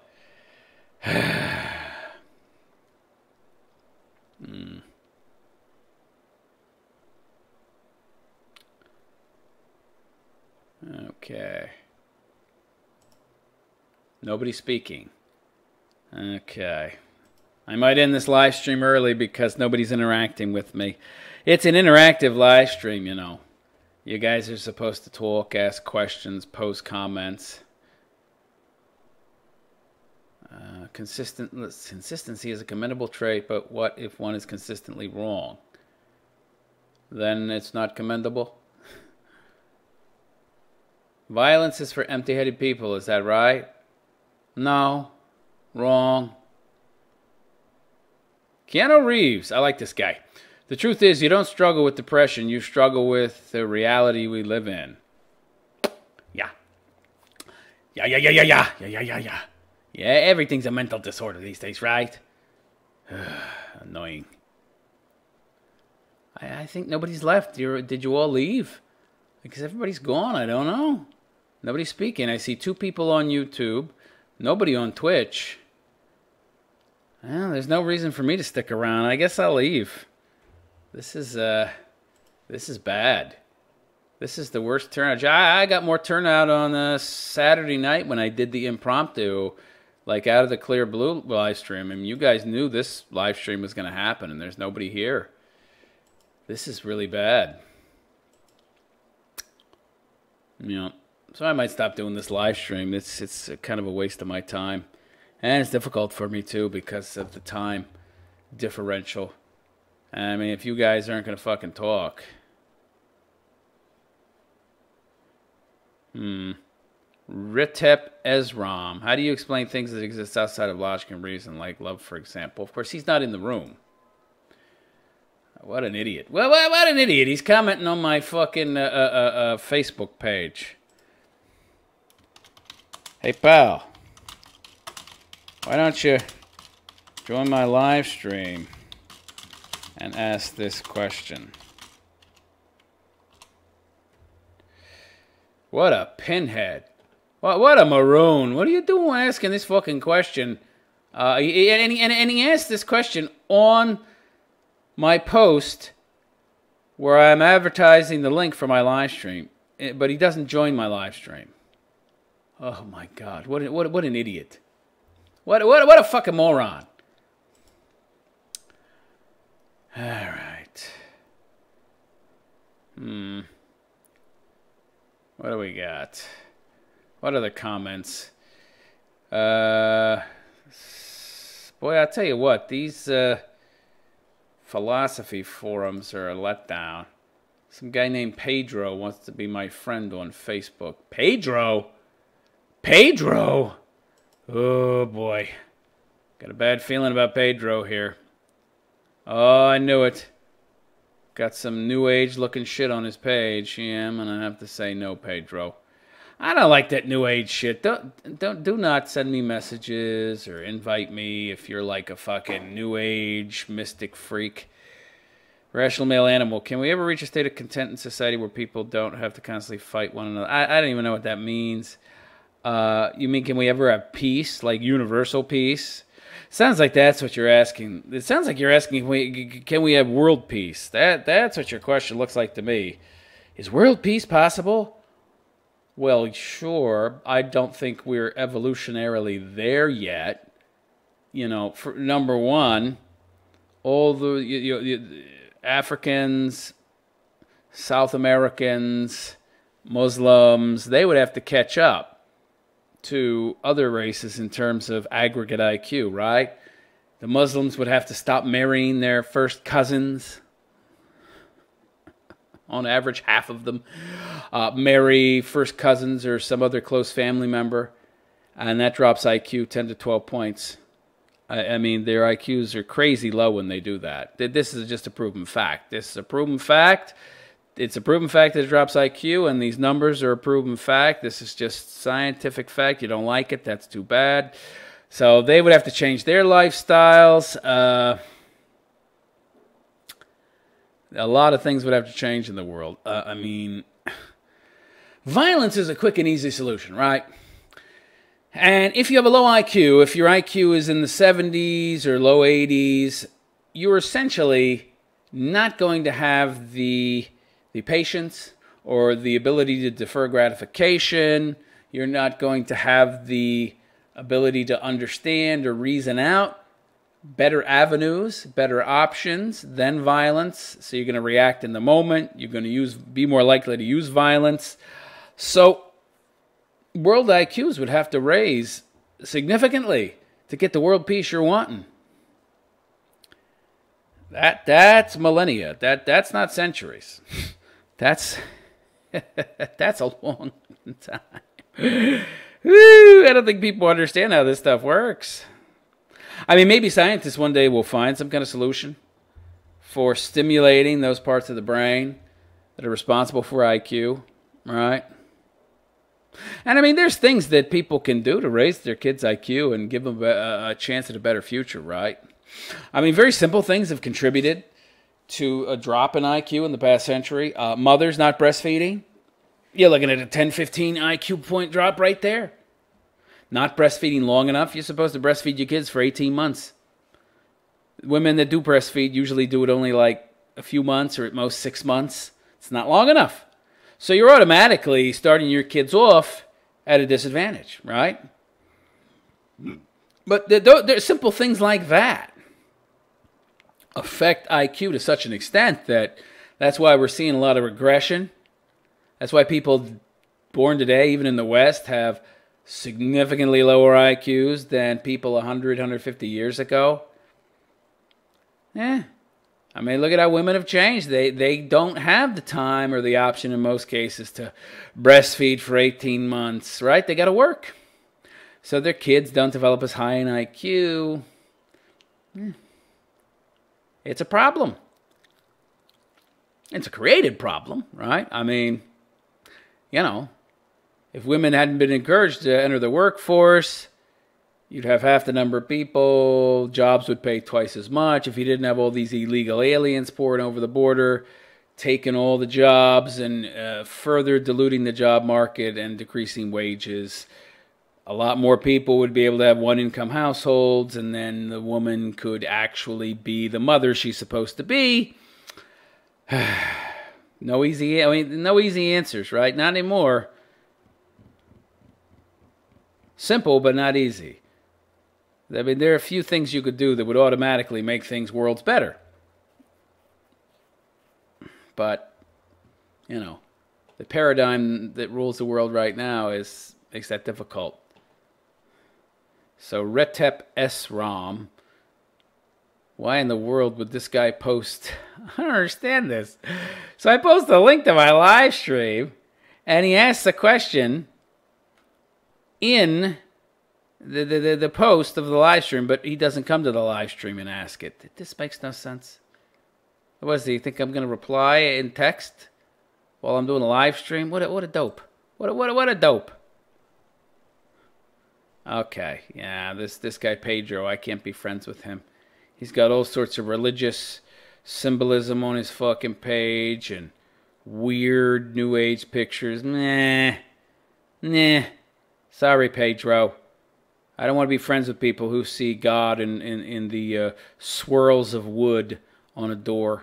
Okay? Sorry. Oh, boy. All right, what do we got here? Can we ever reach a rational male animal? Do you think breaking up the family unit was for the purpose of lowering wages for people in general because demand would be twice as high if women compete with men for the same resources? Asked rational male animal. Well, there were a number of reasons for breaking up the family unit, okay? It wasn't all about lowering wages, though that was part of it. It was also about doubling the amount of tax revenue coming in, right? Because, first of all, when it's all men working in the job market, and you're getting 20, 30% of their taxed of their revenue, you know, it's not enough. They wanted more. So you get women into the workforce. It's the same amount of money, right? There's the same amount of money available to pay wages. So wages get cut in half, but you double the taxes. So women are now being taxed. Now actually, the truth of the matter is there's more women in the workforce now than men. Something like 53, 56%, something like that. But yeah, so it was for doubling the tax rate, creating more, tax livestock, right? Reducing wages overall, while at the same time increasing productivity, right? You're doubling your workforce, right? While at the same time paying out the same amount in wages. So there's that. Then you got the state raising the children, right? So it's also for indoctrination purposes. So you send your kids to public schools. They spend more time at school. The mother is at work. So if there were any mothers actually doing homeschooling, that got greatly reduced, right? And so the kid spends more time alone or at school, right? Because the mother's working. And so essentially, yeah. So state raises the kids, indoctrinates the kids, influences the kids. State becomes the parent. State has the most influence over the kids, which is how you explain how kids are now. Like the millennials and whatever that Generation Z, whatever, they're all a bunch of indoctrinated simp pinheads who were NPCs, right? Running around spouting this SJW crap because they were raised mainly by the state. It's estimated that in many cases, some parents spend as little as 90 minutes around their kid, many not even 60 minutes. I mean, literally, these kids spend much of their time doing homework, which is another form of indoctrination, right? At school, and their parents spend almost no time with them. So make more tax livestock, increase the workforce, while at the same time paying the same amount for wages, right? And doubling the tax revenue. So more tax livestock, better tax livestock, because that tax livestock has been indoctrinated, and they'll make better beasts of burden for the system. They'll also make better useful idiots, right? And yeah. So it's multiple purposes. Indoctrination, better tax livestock, double your tax revenue, double your workforce, reduce wage costs. Okay. Let's see what else we got here. Okay, so I guess Retep SRAM isn't interested in joining the live stream. Oh well, SREP.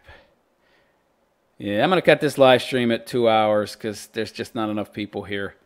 And I'm not sure I'm going to do another one. Probably not. It's a waste of my time. It's time I could put better spent doing other things, to be honest. Great philosophical problems. Philosophy of truth. That would be epistemology.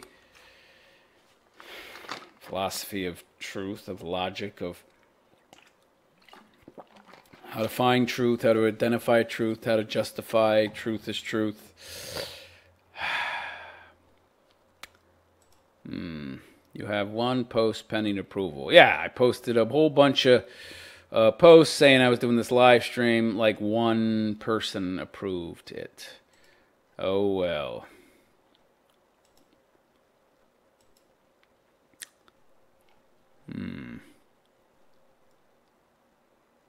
Intuition and epistemic truth.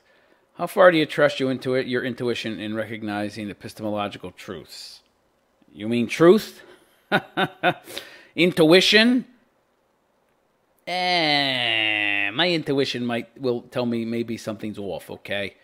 Intuition oftentimes is your subconscious, unconscious, speaking to you and seeing associations and, red flags that, your intellect needs to explore further to verify. I don't go on intuition, ever. I might get, in fact, never, ever, actually. By the way, what most people call intuition is just, red flags, right? Although there are plenty of people out there who go off of feeling, off of emotion. And they call that intuition. They're often wrong. Let me see what we got here. Okay. Rational male animal. It's predicted that by 2030, I believe women will make 70%. 2030? It's already 70%. Who told you that it'll be by 2030? There's something like 65% now. They're over 65% now, rational male animal. By 2030, it'll be something like 80%. I don't know who told you 70. It's already close to 70 now. Oh, boy. Oh, no. It'll be more like 75, 80% by 2030. Absolutely. Abso-freaking-lutely.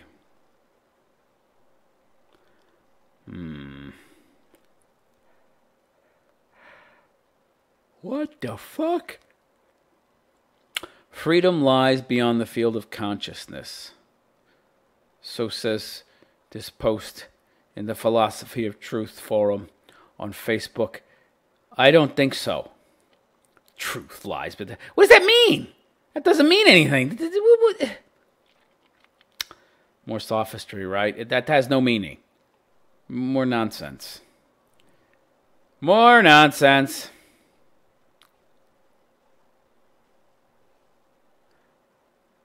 Let me see here. What else we got? What other nonsense can I find?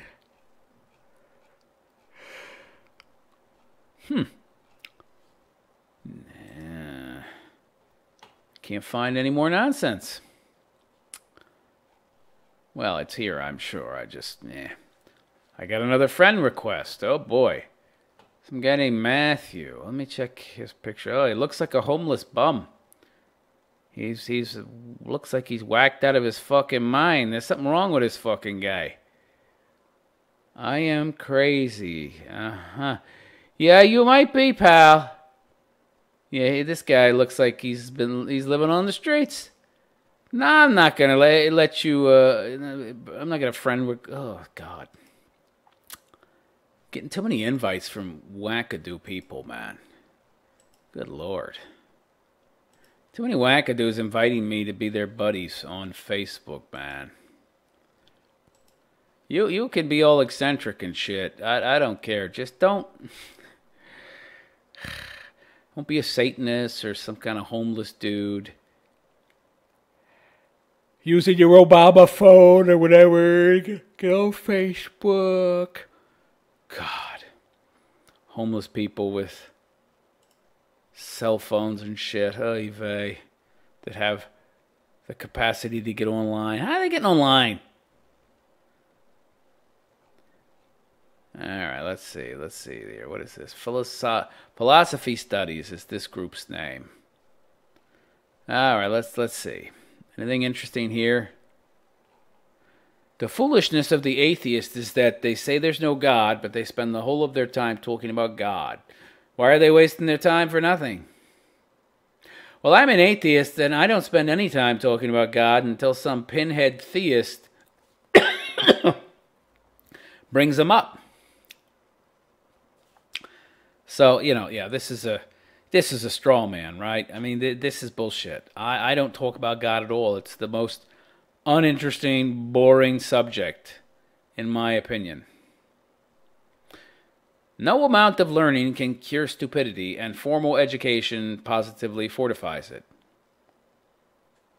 Although I disagree about the amount of learning curing stupidity. Oftentimes, well, low IQ could be stupid, but somebody could also just be doing stupid things because they have a wrong ideology or have an ideology to begin with, which is wrong.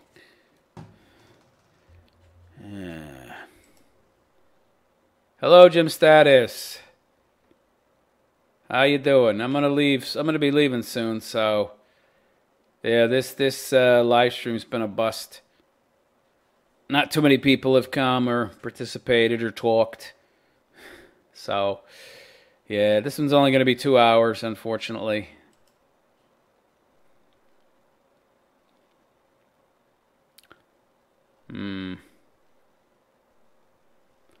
The essence of a wooden door is a tree.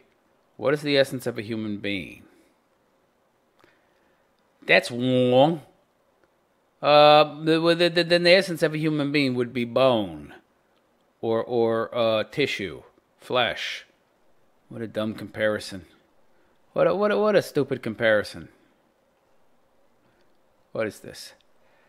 Oh, here's another comment by somebody named Mohammed.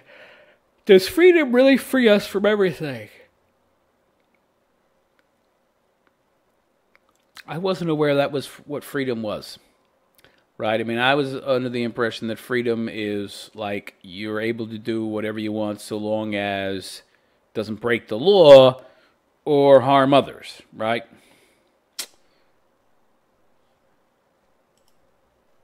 What are your thoughts on deja vu?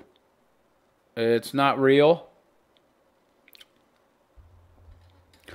All deja vu is we associate something that just happened with something else that already happened to us in the past because they're both very similar, but we don't clearly remember what happened in the past. Consciously, it's more unconscious. So it makes us feel like this happened to us before, but oh, I don't remember this happening, but it did. And some people want to make the leap from that to, oh, maybe I experienced this in a past life or something. Give me a fucking break. Deja vu's nonsense. I don't even know what that's supposed to mean. I had a debate with Jim Status says I had a debate with an idiot who was saying it's because of reincarnation. Yeah. Didn't I just say it's past life? But yeah, they all believe this is just past life, right? Because they see they have this feeling that it's happened to them before, but they can't clearly remember the incident, just that a very strong feeling that this happened before. Yeah, because it did. You just don't remember the details. We have shit happen to us all the fucking time. Your human brain prioritizes what it remembers, okay?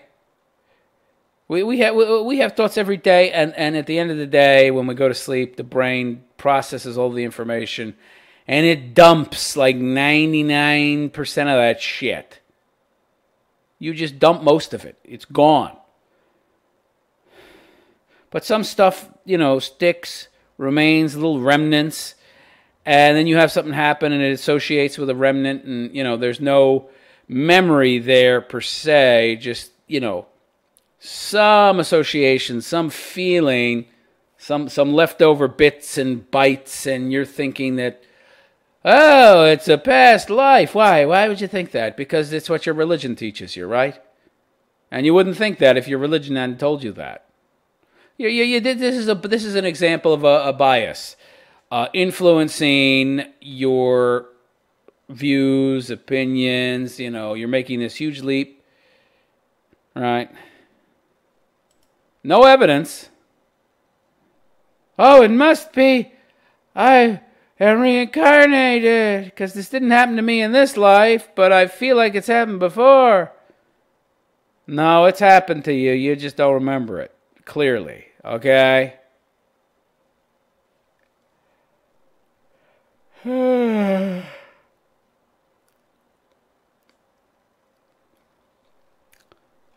right.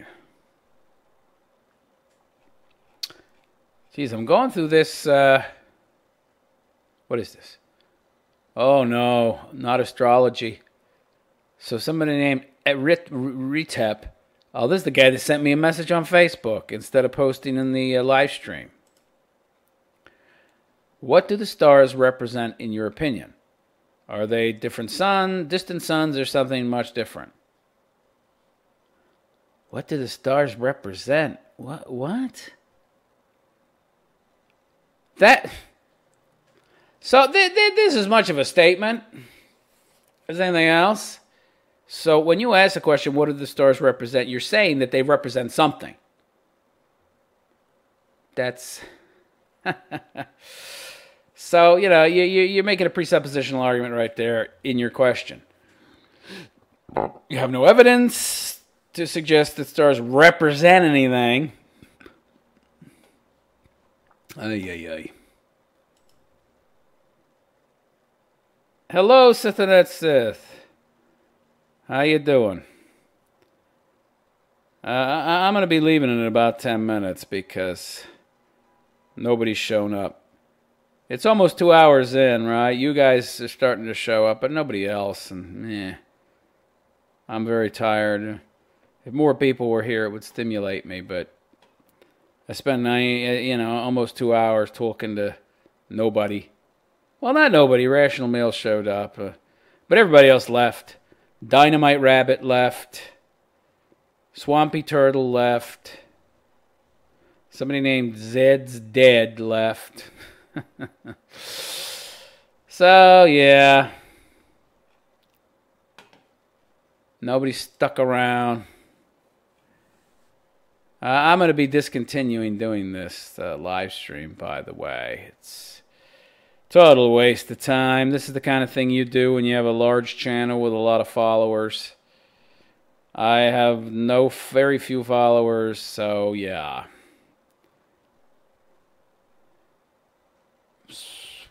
Well, this is... What philosophy motivates you the most to wake up each morning and just go out and live your best life? There's no fucking philosophy that's motivating me to do that. It's just a tool. That's like saying, what screwdriver motivates me to go and build shit? What?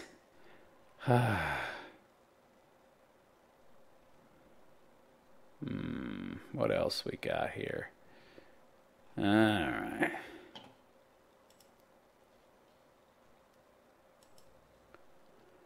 What's your opinion of Roosh 5? Or is it Roosh V? Isn't he a PUA? Isn't he like supposedly a pickup artist, but he's got a neck beard and all that gray hair, and maybe I'm thinking of somebody else, but I don't know. He seems like a con man to me. Seems like a used car salesman. This is just my uninformed view, but from a little I've seen of the guy, he seems like one of these self-help gurus, right? Selling some kind of system, right, of self-improvement, or they have some kind of specific goal. So, yeah, he seems like a snake oil salesman to me. No, not necessarily. I mean, I think it would depend on how you're going about it. If you're good at picking up women, more power to you, so long as you're not spending money on them.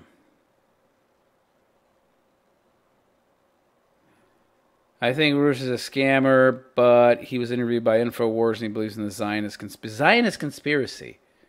Wasn't Zionism nothing more than, the belief in the Jewish homeland of Israel, and that they have a right to their own homeland and to exist, and,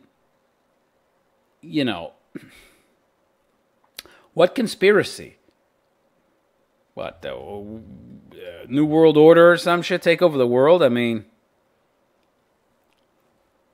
I don't know that there is some collective conspiracy based on being a Jew. I mean, a lot of these people are. A lot of these global elite bankers are Jews, but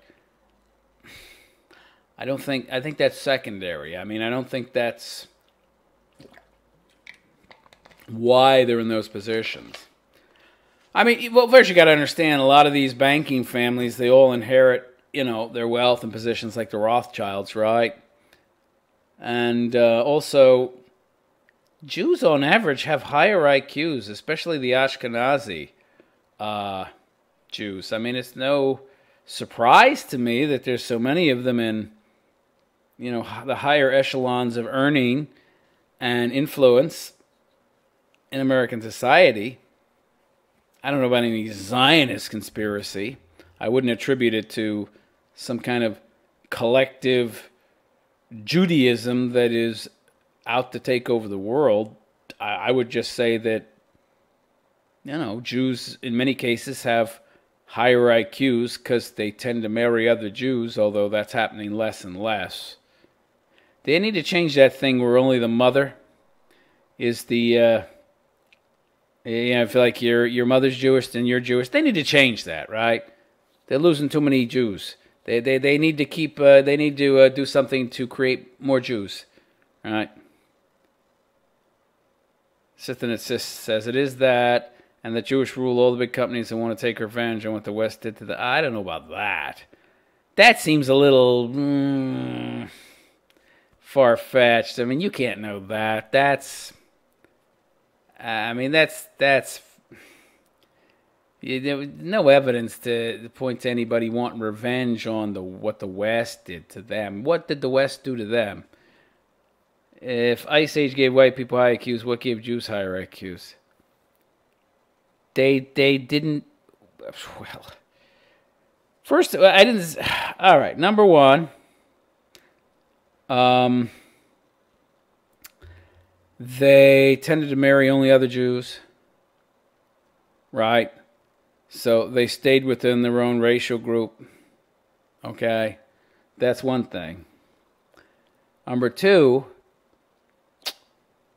For 3,000 years, they were, 2,000 at least, after the Romans, destroyed their home, and, the Jews rebelled against Rome, and they fled, and they were wandering around. They traveled to lots of different countries.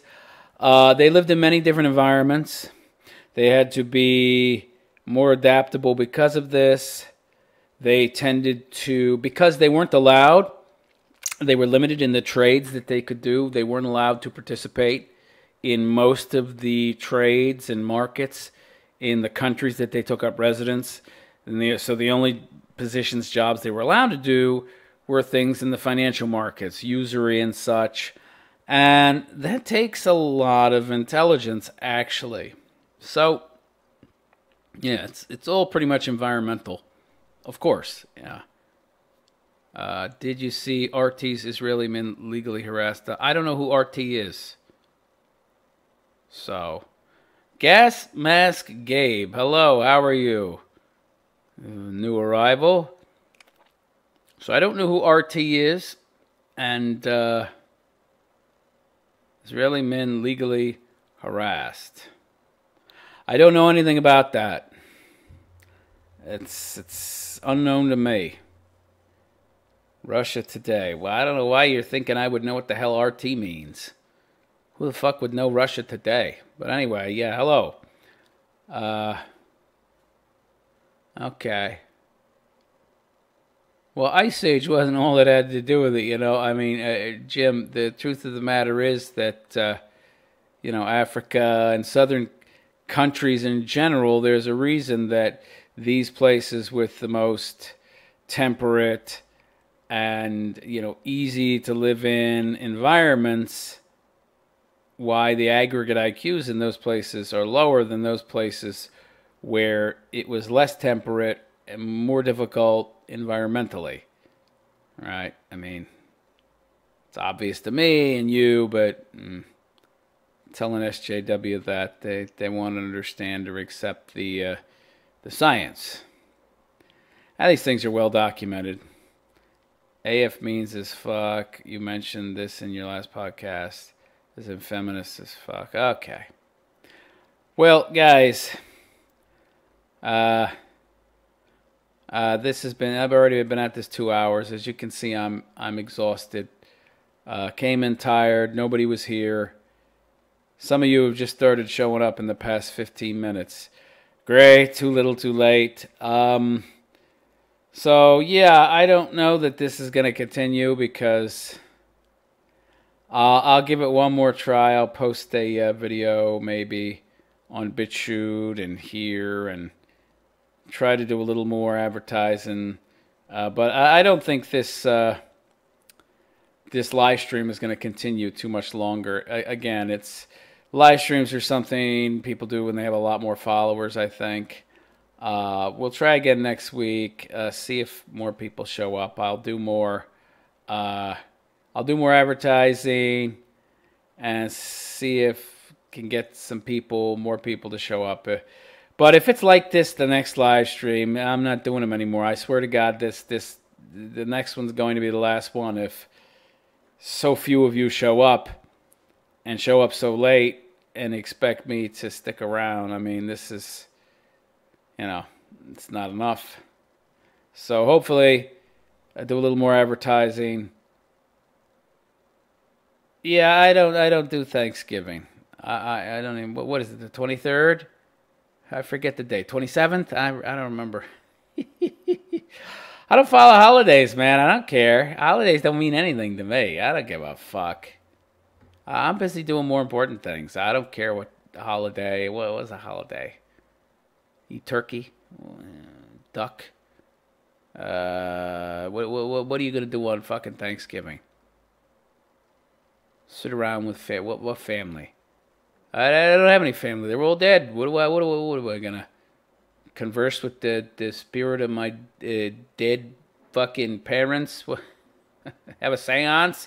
Let's sit down and have an imaginary fucking dinner with my mom and dad, who I never liked to begin with. And we'll have a seance there, and they'll eat some fucking spirit turkey, and I'll eat some fucking real turkey, and we'll all sit the fuck around and bullshit about what's been going on in the world. And of course I can do that because reality's malleable, right? Because reality's malleable, it's all in your head. So if I imagine my fucking dead parents are there, they're actually there. Right? Oy vey. The Argentinian bitch was hilarious. Thank you, Seth. Yeah, that broad was 35. She's 41 now, and by the way, she's still single. I don't know, Jim. I don't really like to talk about my personal life. This show is and my channel. It only is going to get so close to my personal life before I stop sharing information. There are tons of most of them are like her. She's delusional. They're delusional. These broads. They really don't understand how reality works. They think they can. She's 41 now, and guess what? She's still single. She's still single. This broad is still single now. She's 41. Yeah. Looking for some perfect guy. Sweetheart. They don't exist. And if you found him, he wouldn't want you. I'll tell you that much. I love the ego on some of these broads. They're going to essentially bang and clang every fucking guy that's around, ugly and pretty alike. And then they decide, oh, okay. Now I'm going to settle down. I've had enough with... I've had my fun. I've had enough with all the, pretty boys, dumb boys, bad boys. I'm going to find a guy to settle down with. Well, how insulting to you! Oh, God. Yeah, I'm really want to have you, honey. Well, what makes you think you're so great? I love how she's just like, now I've decided, so that's what's going to happen, right? What a narcissist. How entitled are you? I don't plan to be alone forever. Right. I plan to find somebody. And I plan to be the king of the world. I plan to own my own 400-foot yacht. Is that going to happen? Probably not.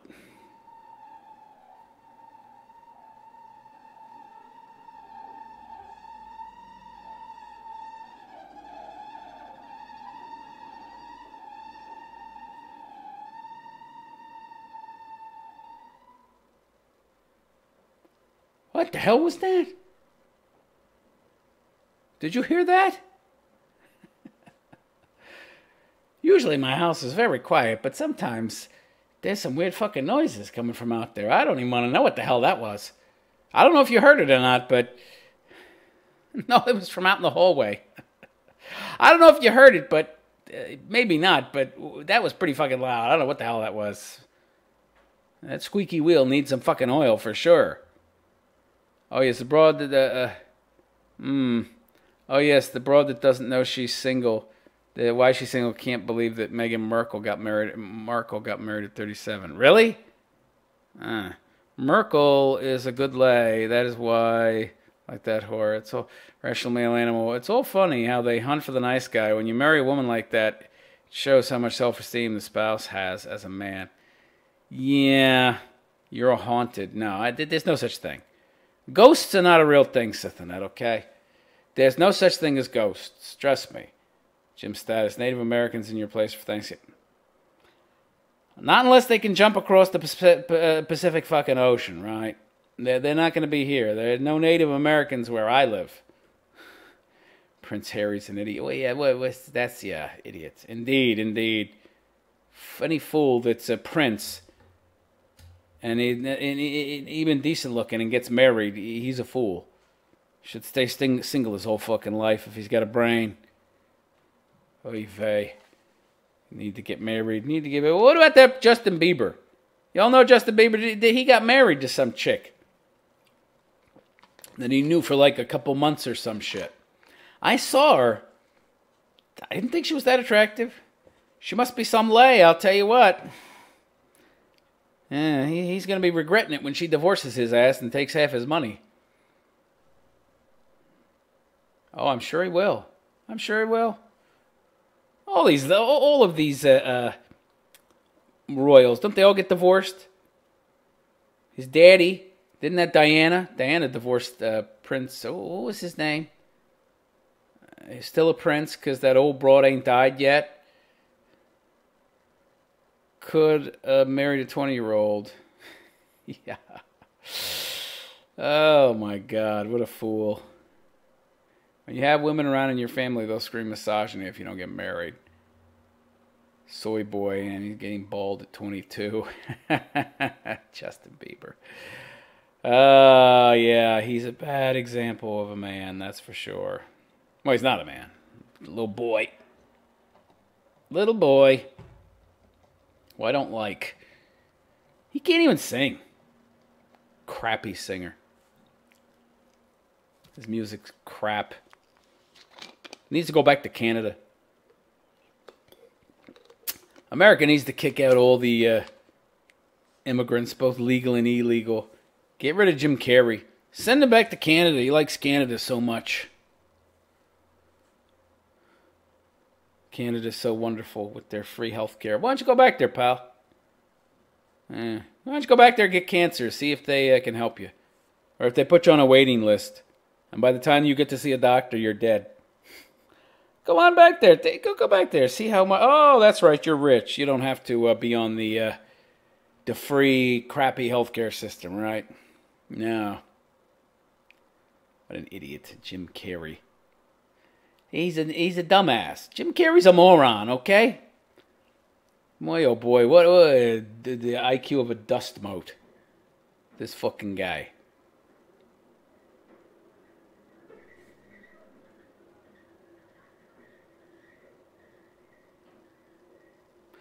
Jim Carrey's a good actor, but a social justice warrior garbage man. I think somebody's moving into an apartment. That might be like a trolley or something they're pushing. Jim Carrey's a good actor. He's all right. He was good in The Mask. The Mask was good. What was that, 20 years ago? 25 years ago? He hadn't done anything good lately. The Truman Show was good. The Truman Show was pretty good. That was a pretty good movie. But that was what? Wasn't that like 15 years ago or something? What has he done lately? Has he done anything lately? Seems like all these big stars are like deviant whack jobs. Mel Gibson is a good actor. He was anyway, but he's nuts. Hates Jews. Rails against Jews. Gets drunk a lot. Yells at his mistress on the phone, and she records it. Those were fucking funny phone calls, man. Did you hear those tapes of Mel Gibson yelling at his mistress? That's some funny stuff, man. He calls her all sorts of evil names, and wow. The guy who plays Captain America is a huge social justice warrior. He looks like a soy boy. 1994. Fuck. That long ago. God damn. 94, 2000. What's that? 24 years? Holy shit. I didn't know it was that long ago. Mel Gibson's disappeared. Yeah, good. Good. The last movie I saw of him, he had a puppet. He found this beaver. Was it a beaver puppet? And he used it as a form of self-help and got himself on TV. And then he had to saw his own arm off to get rid of the puppet. Because the puppet had taken control of his life. I don't remember the name of the fucking movie, but it was some disturbing shit, I'll tell you that.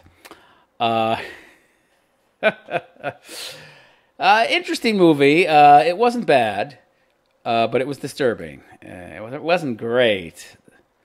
One of the movies that he made that was good, actually, was The Man Without a Face. I don't know if any of you have seen that movie, but if you haven't, you might want to check it out. So, yeah, it's called The Man Without a Face. Excellent picture. Oh, I got another friend request.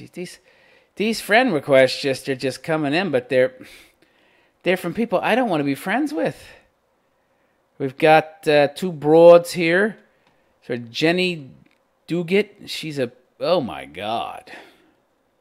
Ugh. My Lord. Yikes. Yikes. Yikes. Yikes. Ooh. Delete request. Sorry. Bass. I don't want to look at that in my friend's feed. I don't want other people to look at that in my friend's feed either. Holy crap. Wow, that's... Ugh. Mel Gibson is popular for the Jesus movie in 2004. He's a Catholic now. Yeah, he hates Jews. This anti-Jew talk I find annoying. Honestly, I mean, okay, you know, correlation does not equal causation, right? Just be... All right, so people see this association and they say, oh, well, so many of these Jews in power, there has to be a conspiracy. Nah. They just on average have the highest IQs. Does it really surprise you? And it's been the majority of the people that have been in the banking industry are Jews. They were the ones that were running usury. They were the fucking goldsmiths back in Florence and all over the fucking place, as far back as people can remember. Jesus Christ, Jesus talked about them. You know? They were in the temple, loaning people money. Man, that's...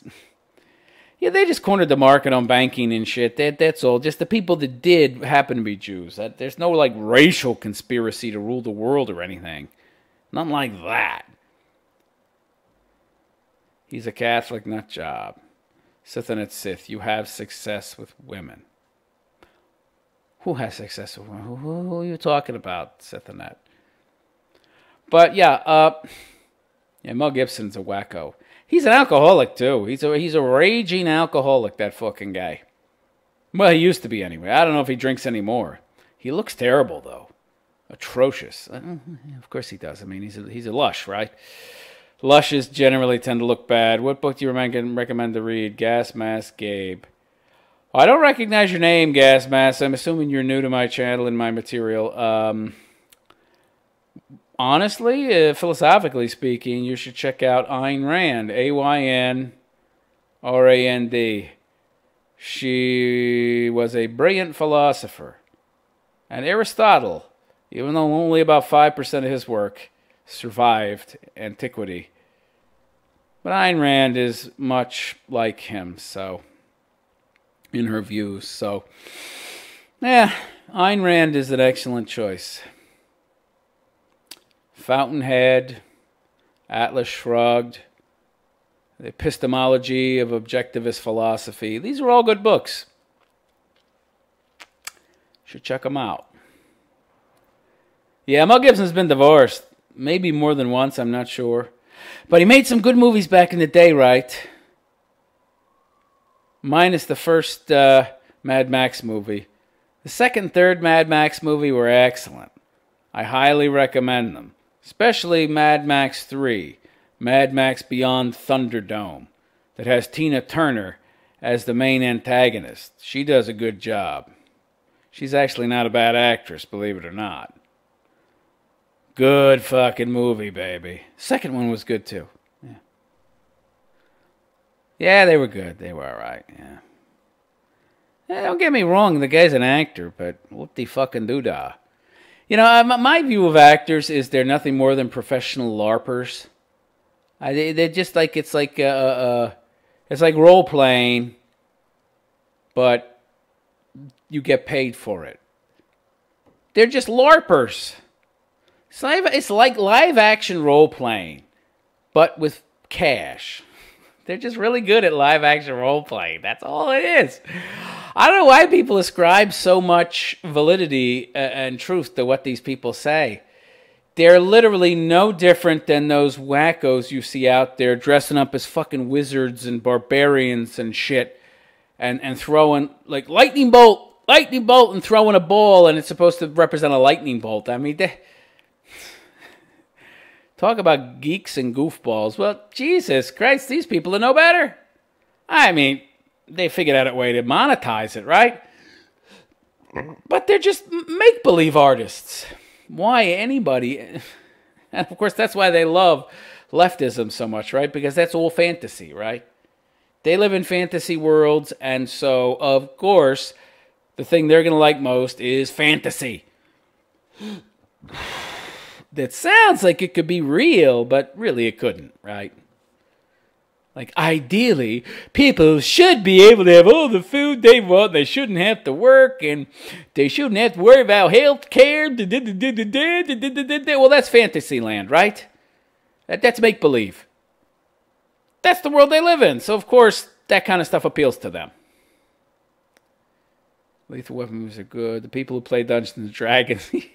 Well, there's nothing wrong with Dungeons and Dragons, okay?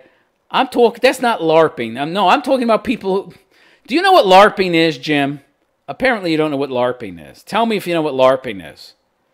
Seth Hollywood is full of degenerates. Yeah. Jim says, many people never enjoy this life because they dedicate all their time to some afterlife. Religious people, yeah, don't get me started. Apparently Jim don't know what LARPing is. Okay, well. So live action role playing is when people go out, like into the woods or something, and they dress up as like fucking wizards and thieves and rogues and rangers and shit, and then they actually have live action role playing. So it's like Dungeons and Dragons, but they act it out instead of just doing it in the living room with like a module and a map and some dice. Yeah. And by the way, I think Dungeons and Dragons is great. The paper and the dice version, it's literally you're playing the game inside your head. It's using your imagination. It's a great game. All right? But LARPing? It's just... fuck me. Seth, if it's full of pedophiles and rapists, Will Smith's son is gay, and Will Smith kisses his son. Will Smith's son is more than gay, okay? Will Smith's son is a fucking moron. Yeah. Oh, yeah, Dungeons and Dragons games are pretty good, yeah. And the cosplay stuff, going a little too far there. Yeah, I've seen Will Smith's son. This kid, there's something wrong up here. I've heard him talk. He's dumb. He thinks he's some kind of brilliant philosopher. He says stuff like time doesn't exist. And time doesn't exist. Yeah, time.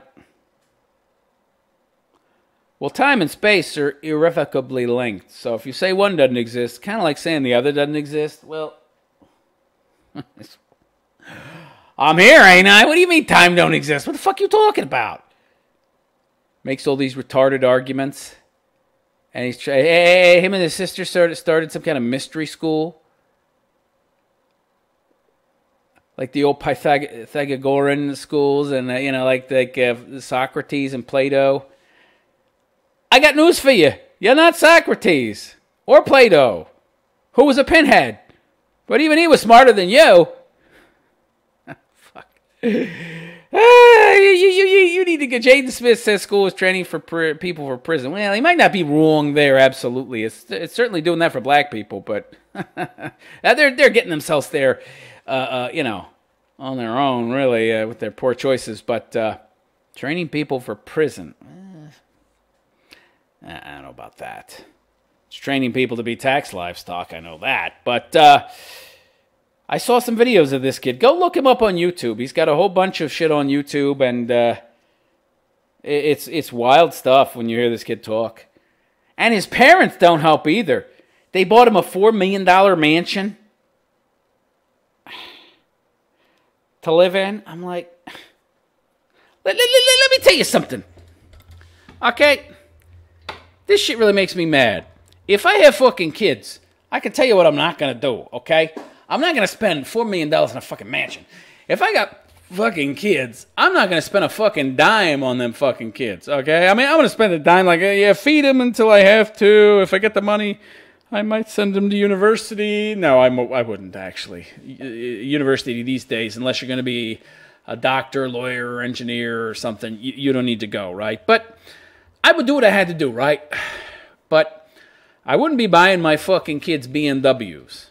I wouldn't be buying $4 million fucking homes. If I had $4 million, I certainly wouldn't spend it on my fucking kids.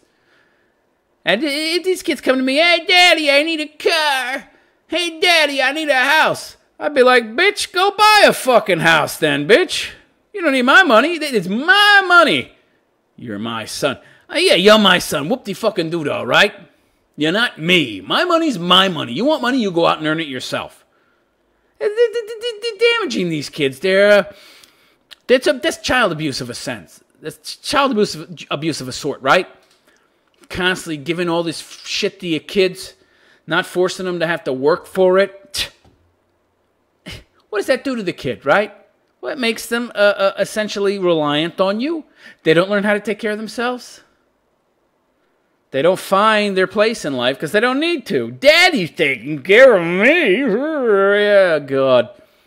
And giving his kids roles in his fucking movies. What the fuck?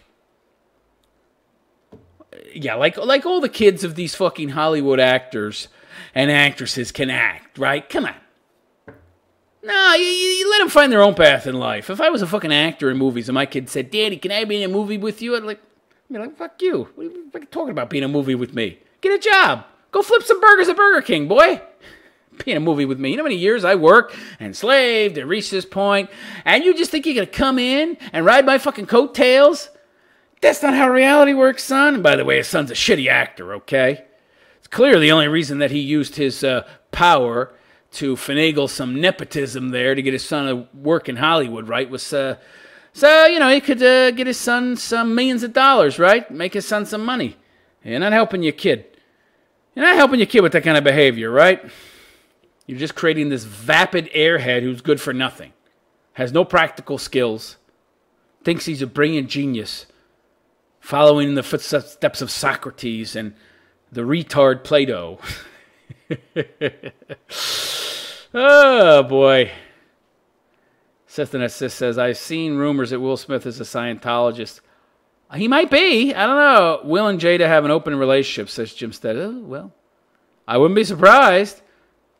Sithanasis says, Will and other Hollywood wackos go to sex clubs for orgies. It wouldn't surprise me. These people label themselves, quote-unquote, progressives, right? That's real progressive, right?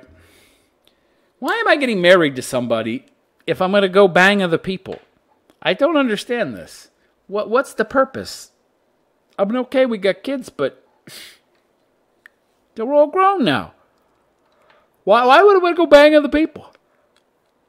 I don't get this. It just don't make no sense. And sex clubs? Yikes. Orgies? Yeah. Not all they're cracked up to be. Trust me. One chick, two chicks, three chicks. It's just more work, all right? Trust me, one is plenty. It is fought the popular image for marriage. I don't know what FOT means, but anyway.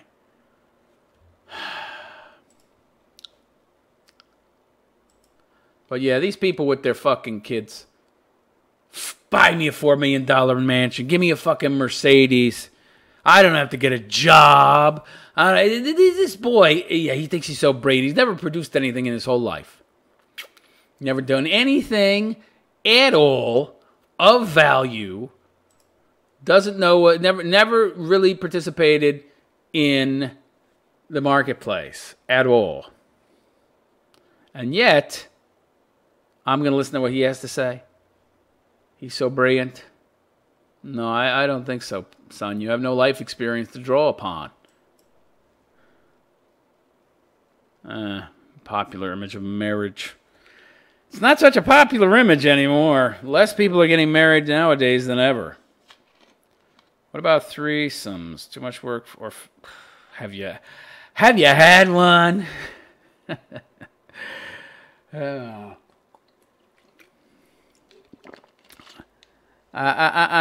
I'm just saying, don't you're not missing out on anything, okay? Too much work, my friend. Don't.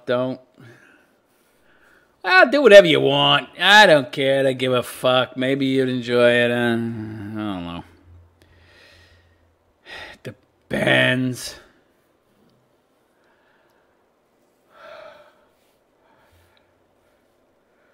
Do whatever floats your boat, man. It doesn't matter to me. To each his own, right? To each his own. You don't know what's for you until you try it. And then if it's for you, it's for you. If it ain't, you'll know.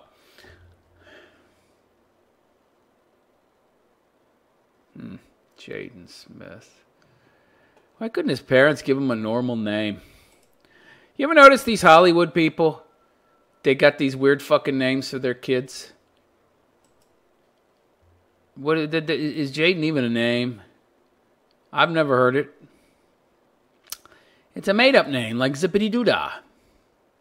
And yeah, there's people out there with that name too. And boy, oh boy, did they get bullied. Can you imagine your parents naming you Zippity Doo and your last name is Da? Can you imagine the type of torture that you would have to go through in life? Holy shit. I mean, these are the type of parents that...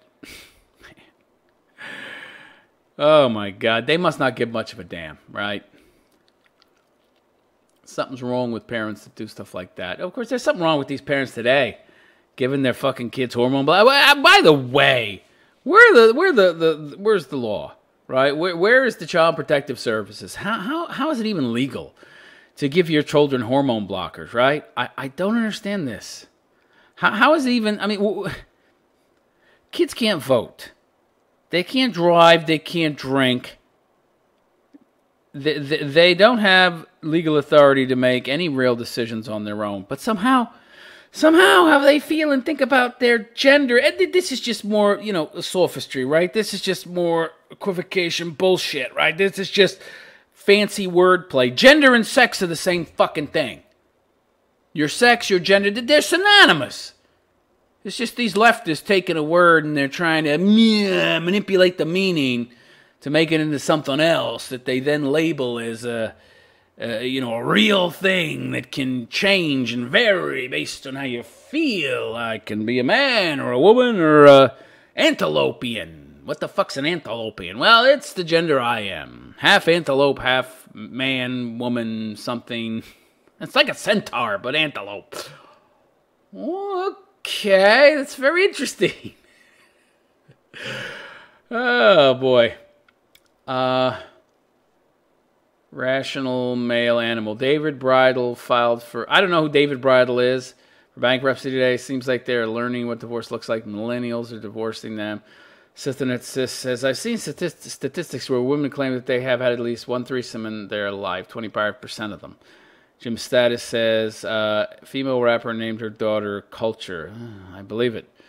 Gas Mask Gabe. Nothing personal. It's just business to consumer. Sisternet says, Sweden and UK promote transgender for 6-year-old boys. Yeah. Right. Not for girls, for boys.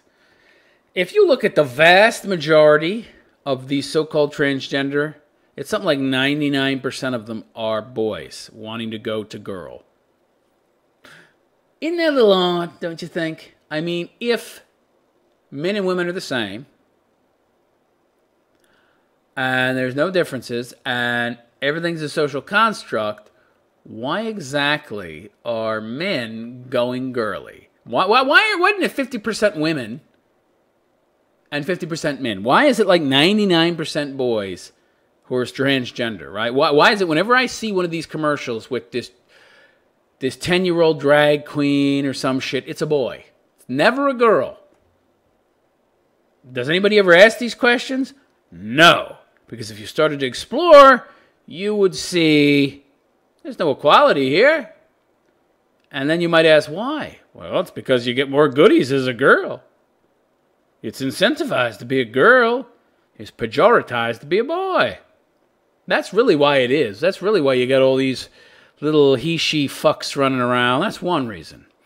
The other reason that they want more of these boys to become transgender is to create this, this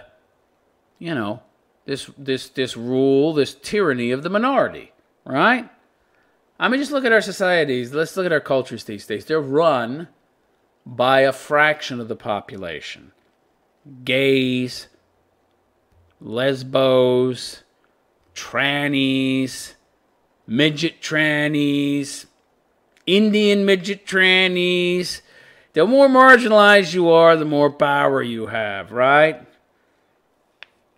They want to enlarge this minority, right? Make it ever greater until it's more like a majority. The easier then that they can control people by using identity politics. Jim Status says they equate personality with gender. Sithnet Sith says it should be considered child abuse. Absolutely, it is child abuse. You're damaging them for life. You're essentially influencing and changing their body chemistry and how they'll develop. And by the time they're adults, whatever changes have been made, you can't reverse them. You stop a kid's body from making testosterone, he'll never be able to be a man. And what if he does decide, it's something like 85% of these people, 85% of them, of these adolescent transgender people by the age of 21, they revert to their actual gender. Well, 85%, that's a lot, right? So if you fucked up their bodies, the vast majority of people who undergo this kind of bullshit in adolescence, they're screwed. They're screwed. They're going to be getting screwed because they're not going to be screwing anybody else because they'll never be able to get a hard-on. Ever. Sithnet Sis says, there's a parking company in Canada promoting transgenderism in ads. Oh, God. David's rational male animal. David's bridle is... Oh, David's bridle. You said David bridle. You didn't say David's bridle. Okay, I know what David's bridle is. Company that sells wedding clothing. Yeah, I know what David's bridle is. You said David bridle. There was no S. Look back, you'll see. You typed it wrong. Okay, I know what David's bridle is. They have been hit because millennials are not getting married much compared to people in the past. Birth rate and marriages keep falling. Of course. When you want to get rid of the native population, what do? You tell them the world's overpopulated. Don't have kids. Great, fine. That's not a difficult sacrifice to make. Your life will be easier. You'll have to make less sacrifices. You'll have more money for yourself. Wonderful. Of course, then you see them bringing in all these people from fucking Mexico and Africa. It's like, wait a second. I thought there were too many people. Too many white people. You're too hard to control. We want dopey people we can fucking control. I mean, hey, we're printing money, right? We don't, we're already printing money. We'll just give them money and make them dependent on us, right? We don't need you white people. You're too independent. You're too self-sufficient. No. We can't control you so easily. We got to replace you. We got to replace you with people who we can control and who need us to take care of them. They need Big Daddy government. You don't need us so much. Even your Wayman. Yeah, look at all the work we had to do to get your Wayman to be relying on us. Meanwhile, these dopey people from Mexico and Africa, boy, they'll just take our help and they'll do whatever we want them to do, right? Your thoughts on the stock market? I have no thoughts on it. It's a stock market. I don't follow the stock market. That's finance. I'm interested in economics. Stock market, finance, doesn't really interest me very much. It's like fucking slot machine. It's like gambling in a sense. I mean, unless you've got insider information, right? I mean, some people to a certain extent are able to read these trends. They understand these markets well. They understand the financial market very well. They can look and see certain trends and invest in the right stuff because they've been able to figure out, through their understanding of the financial market and, where the next trend's going to be or whether or not a certain stock is going to go up or down. But for most people, it's like playing roulette. Jim's status: short, fat, black, blind, bold, transgender, gay, Muslims, and wheelchairs running the show. Right, but you see, they're useful idiots. You see, these are people that the global elites want to have the say. If these people are the only ones allowed to have a voice and everybody else has to shut up or they're racist, homophobic, transphobic, bigot, then the only people that can talk are these people who you control because they're beholden to you, right? So then you can use them for propaganda purposes, right? And also to push the agendas that you want. They're useful idiots. Lenin would love these people. The parking company is run by women that look like lesbians. And they probably are. Stock market is just speculation of bankers. It's like casino gambling. Jim's stash. Tom Leggett says he made most of his fortune with the stock market. Well, maybe he did. He's a smart guy. All right, he had a lot of money to invest, and he invested during the time that the stock market was pretty stable. And he diversified. He bought, stock in 500 different companies. He didn't just invest in one, and he invested over a long period of time. Yes, some companies lost money, but more of them made money than lost. I mean, he did the most rational, sane, long-term investing, but you're talking, his investments were over a 30-year plus period. Most people just go in thinking to get quick and easy money. Price goes up, sell. Price goes down, buy. He was more long-term, buy these stocks, put them in a portfolio. They accrue over time, pay me dividends, that kind of thing. He's a smarter investor. He wasn't looking to get, uber rich. He was looking to, sure, have his money work for him, but, he was long-term, patient type investing. Most people don't go into the stock market with that kind of mindset. Yeah, again, Jim Status, he does have a finance manager for that. Absolutely. And his finance manager, he invested.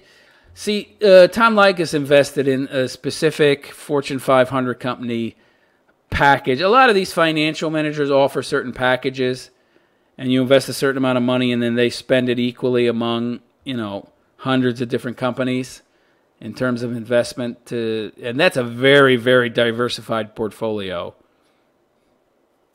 When you have money, you can buy real estate funds and stock funds to have dividends. Right, yeah, he's got money. I mean, he has a very good base amount of money that he invested, which he grew and then reinvested back in, or took the dividends and the money he made from his investments and just saved it.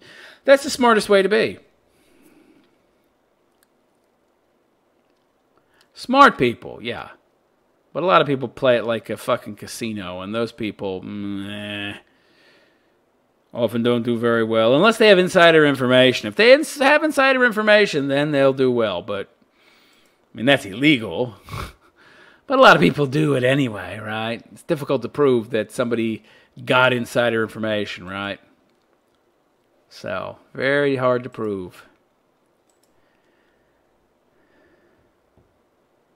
Just look at how long Bernie Madoff got away with his scam.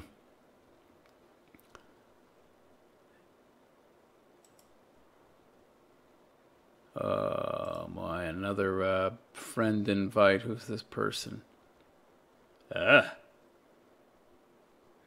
What the hell? His profile photo is of some broad's backside. Interesting. Huh. Weird. Yeah, I don't think, some very bizarre looking imagery on this guy's page. A lot of ass photos abroad. It's not like there's anything wrong with that, mind you. Oh, there's a real good picture here. Good Lord. I don't know who this broad is, but wowza. Damn, that's some ass. Okay, I'll, can't fault a man for liking a nice ass. I guess I'll confirm his friend request. Alright. Yeah, well, Bernie Sanders never had a real job. He worked for a newspaper for a while. It was a communist newspaper in the West, and he went right from there into politics. Gas Mask Gabe, would you say the 70s were the decline of society and marriages? It started in the 70s, absolutely. You only need to look at the changing trends. Like, for example, All in the Family. That's a show that started in like 1969 or something. And just look at that. Right? You want to see the decline in marriage and in culture. That show will show you the views of Meathead and Gloria, who was an ardent feminist. Oh, boy. That was a fucking great show, by the way, man. If you've never seen it, you got to see it. Archie Bunker was just the best. Fucking great. If you've never seen All in the Family, oh, just thinking about it makes me laugh. That was such a great show. Yeah, Bernie Sanders. Pfft. Yeah, he says he's thinking about running again. He hasn't ruled out running for president in 2020. Can you believe that? Good Lord. Talk about delusional. Rational male animal. That was from penny stocks. A penny stock's the most dangerous form of investing unless you know what you're doing. Meathead idiot professor. Sithanet says it started after women obtained the vote. Yeah, it did. They're the ones that pushed through prohibition, right? I mean, the men were all fighting. You know, the men were, involved in other things, fighting and, dealing with the aftermath of World War I. And, this was after that, but at a very short period of time after that. And, the world was in chaos. And so women were the ones that pushed through prohibition. Look what that did. It made organized crime grow 100-fold and empowered it for the next, 80, 90 years. A lot of people got killed. Lots of money was wasted. Oh, the global elites loved it. Put the country into more debt to them.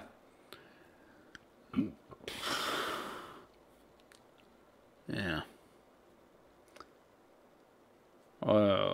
Personally, I think there needs to be testing for voting, right? This idea that it's some kind of right, it's nonsense. There's no such thing as intrinsic positive rights. You have to earn the rights that you have. They're not just, they shouldn't be given. Try making Archie like a wacko conservative, but he was the hero of the show, says Sithanet Sith. Yeah, says Jim Status. Absolutely. Right. That was the great thing about that show. Norman Lear was this raving, whack job leftist, and they thought that they could try to make Archie look crazy by having him be a staunch conservative, because in their minds, staunch conservatives were nuts. And I watched it, and it was like, you know what? I saw a guy that was rational, reasonable, and understood reality. Yeah, he was a caricature of a conservative, but yeah, okay, it was extreme caricature, but he didn't say anything as a lie. He saw what was real. He said what was real. And, he was a real man. They tried to, have a sort of comparison going on. Try to contrast him with the Meathead, but yeah, big contrast. Meathead was a parasite. Spent 5 years leeching off of Archie, only to go on and get a job in academia, where again he's producing nothing. Now he's leeching just off the system instead of Archie. Never had a real job in his life. Yeah. Archie was definitely the hero of that show. Sith and Sith, Americans spread the right to vote. Then in Europe, when they liberated France, Germany, Japan, Swampy Turtle Jedi, like in Starship Troopers. What about Starship Troopers, Swampy Turtle? And hello, welcome back. Why'd you leave before? Gas Mask Gabe, it's being invaded again. What's being invaded? Oh, you mean Europe, yeah. So that's if conservatives are considered Nazi by the medias, even common people consider nationalists. I didn't even know what Nazism is, right? Bunch of morons. Nazis were fascists, right? They were fascists. So part of Nazism was socialism. The only difference between the fascistic and the communistic is that the state runs the private industry through the private industry owners, right? So the only difference is, yeah, okay, the state controls the main ways and means of productions. They just allow the private ownership of the, corporate and manufacturing sector to continue. But they control it through those private individuals. They just don't eliminate all private property. So the private owners remain, right? But are heavily regulated and controlled mainly through the government. While the communist country, the government takes complete control of the ways and means of production. That's the only real difference. So how in the hell are people... Where's the fascist part? They call you a fascist. That's what they call you, really, Nazi, which really means fascist, which... I don't see a lot of conservatives calling for socialism. That's the leftists that are calling you a Nazi. I've talked to you guys about this before. This is what the left does. They accuse everybody else of being what they are. It's a form of distraction and nothing more. You're busy babbling to defend yourself, and meanwhile...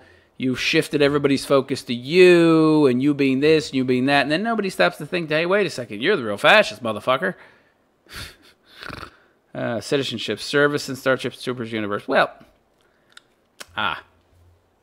it wouldn't necessarily be a horrible idea, but not that type of, for example, like in Rome, but that wasn't necessarily a good idea either, because that brought in a lot of foreign elements and diversity that the Roman Empire did not need, and ultimately contributed to its downfall, right? Like something as simple as a test, right? Like, you have to have a minimal of this fucking IQ, or you have to have this amount of understanding of civics and how the political system works to be able to participate in it. You shouldn't just be every Tom, Dick, and fucking Harry who can sign their name or click a box with a pen or check mark a box. There should actually be some kind of, standards, I think.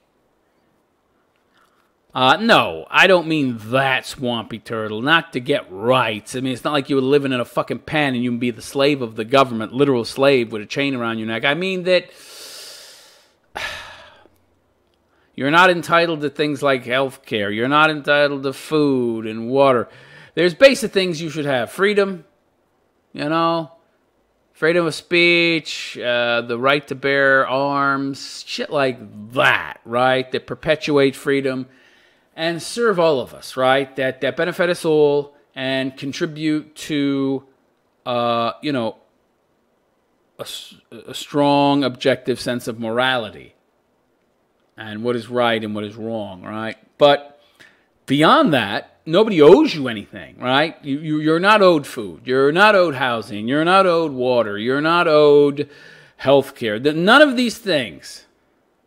Just some very basic things that are conducive to everybody's well-being. And beyond that, you don't get shit, because those things that I just talked about, you're not entitled to, because they require effort, they require work, they require the output of other people, right?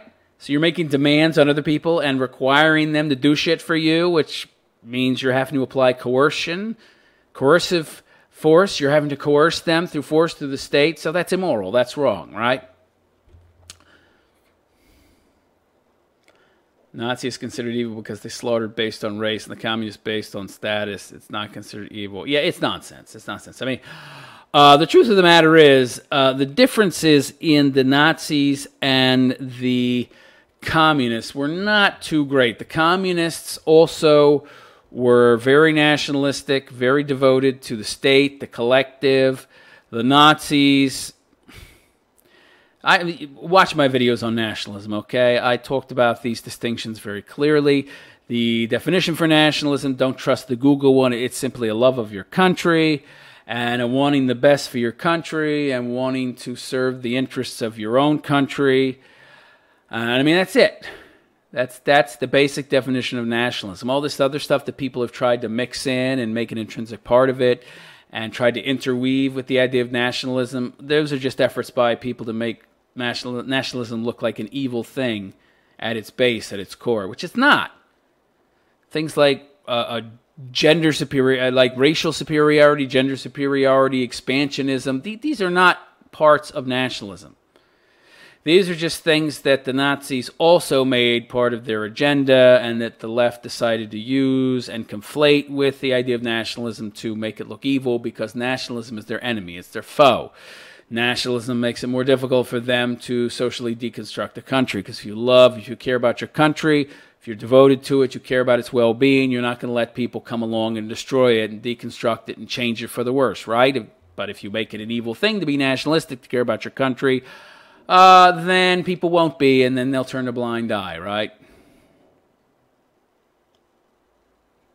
Scythonet says it looks 200 million dead is now. It's 260 million actually in the 20th century killed by government, be it communism or fascism or whatever isms are out there. Scythonet says food, water are deserved. It is not a given. Well, food and water are not deserved. I think that's what you meant to say. Yeah. Right. I mean, that's not how reality works, right? You have to work for what you get, because that's the real world. You can't get something for nothing, because nothing comes from nothing. This is not... Your people of philosophy talk about all this. Oh, could something go from nothing? Well, have you ever seen nothing? Have you ever experienced nothing? Have you ever run into nothing? Have you ever had an experience where you encountered nothing and were able to recognize it as something? Because if you recognized it, if you were able to perceive it, then it's something, not nothing. They make these kind of silly arguments like, like nothing even exists. Because if it's there and it's nothing, then it doesn't exist. So it's not something, but we have no examples of nothing. We don't know that nothing can exist. And I've never seen any examples. There's nowhere in the universe that nothing has been seen, right? So, yeah, how can something come from nothing, right? Well, in the real world, we know that maybe, but even if there was something coming from what you perceive to be nothing, now, you're not going to get fucking food from nothing. You have to put in effort. You have to put in labor. You have to put in resources to get something back, okay? You're not just going to snap your fucking fingers. I mean, if it was that easy, sure, okay. Let's give everybody a fucking Twinkie. Let's give everybody 10 Twinkies. Tap our fingers, get 1,000 Twinkies. But that's not reality, right? Reality requires effort and actual work be put in to produce these resources. So how can you then say that you shouldn't have to work for those resources, but who's gonna? Who's gonna work for those resources? Then somebody's got to. Okay, it's just not me. I'm too special. What? So essentially, some other person has to do it, right? Just not me. So they become my slave. They're my slave. Because if they're required to produce something for me, and they can't say no, and they're required to do it, and I have the privilege and luxury of getting it, How is that not slavery? How are they not my slave? They are, obviously. That's evil, right? Slavery's bad. Slavery's evil, right? Yeah. You hear these leftists talk about that all the time, and yet they're for socialism. Socialism is slavery. I don't understand that. I don't see these things. It's, something that says, I see so many people around talking about helping the poor and blah, blah, blah. It's BS. If you are poor, work your ass and survive. Right. Everybody has to survive on their own. There is no shoulda, coulda, woulda, should be this way, should be that way. That's just how reality works. If we lived in the Star Wars or what is it, Star Trek fucking universe where there were goddamn fucking generators that could kick out terawatts of fucking power and you could fucking just push a button and, you know, a replicator would make you a fucking hamburger and you can make limitless hamburgers. Well, okay, maybe then. But we don't have that, and that's fantasy. And by the way, that's not possible, I don't think. So, yeah. Let's come up with some ways of doing things, running the world that are based in reality. Not on the way you think reality ought to be. In the end, somebody's got to plant those crops. Somebody's got to, plow that field. Somebody's got to harvest it. Somebody's got to make that food. Somebody has to put a lot of effort out to produce the goods and services that we use. And you're saying you ought to get that for free? That's slavery. You're working for me for free. Why would you do that? Well, you wouldn't. Look at Venezuela. You wouldn't do that. Who's doing that? Not too many people, right? Because nobody fucking wants to do that. Nobody wants to work for free. Nobody wants to be a slave. Everybody that got out of Venezuela can get out, right? I mean, good Lord. The people who are producing stuff now are and who are getting nothing or essentially slaves, they're doing so because they have to. They're being forced to do so because they got no other choice. They got nowhere to go. They can't get out. The government has fixed prices. They've, but they got to eat too, right? So, they make their food and produce and make no real money and, able to get a very little, but not really enough to be productive, profitable, but it's a pittance, just enough, yeah, to survive, right? Sith says, looking at all these migrants who look for food and shelter thinking the West is free shit, they're all idiots. Well, they're not all idiots. Think about it now. Come on now. Let's think about it.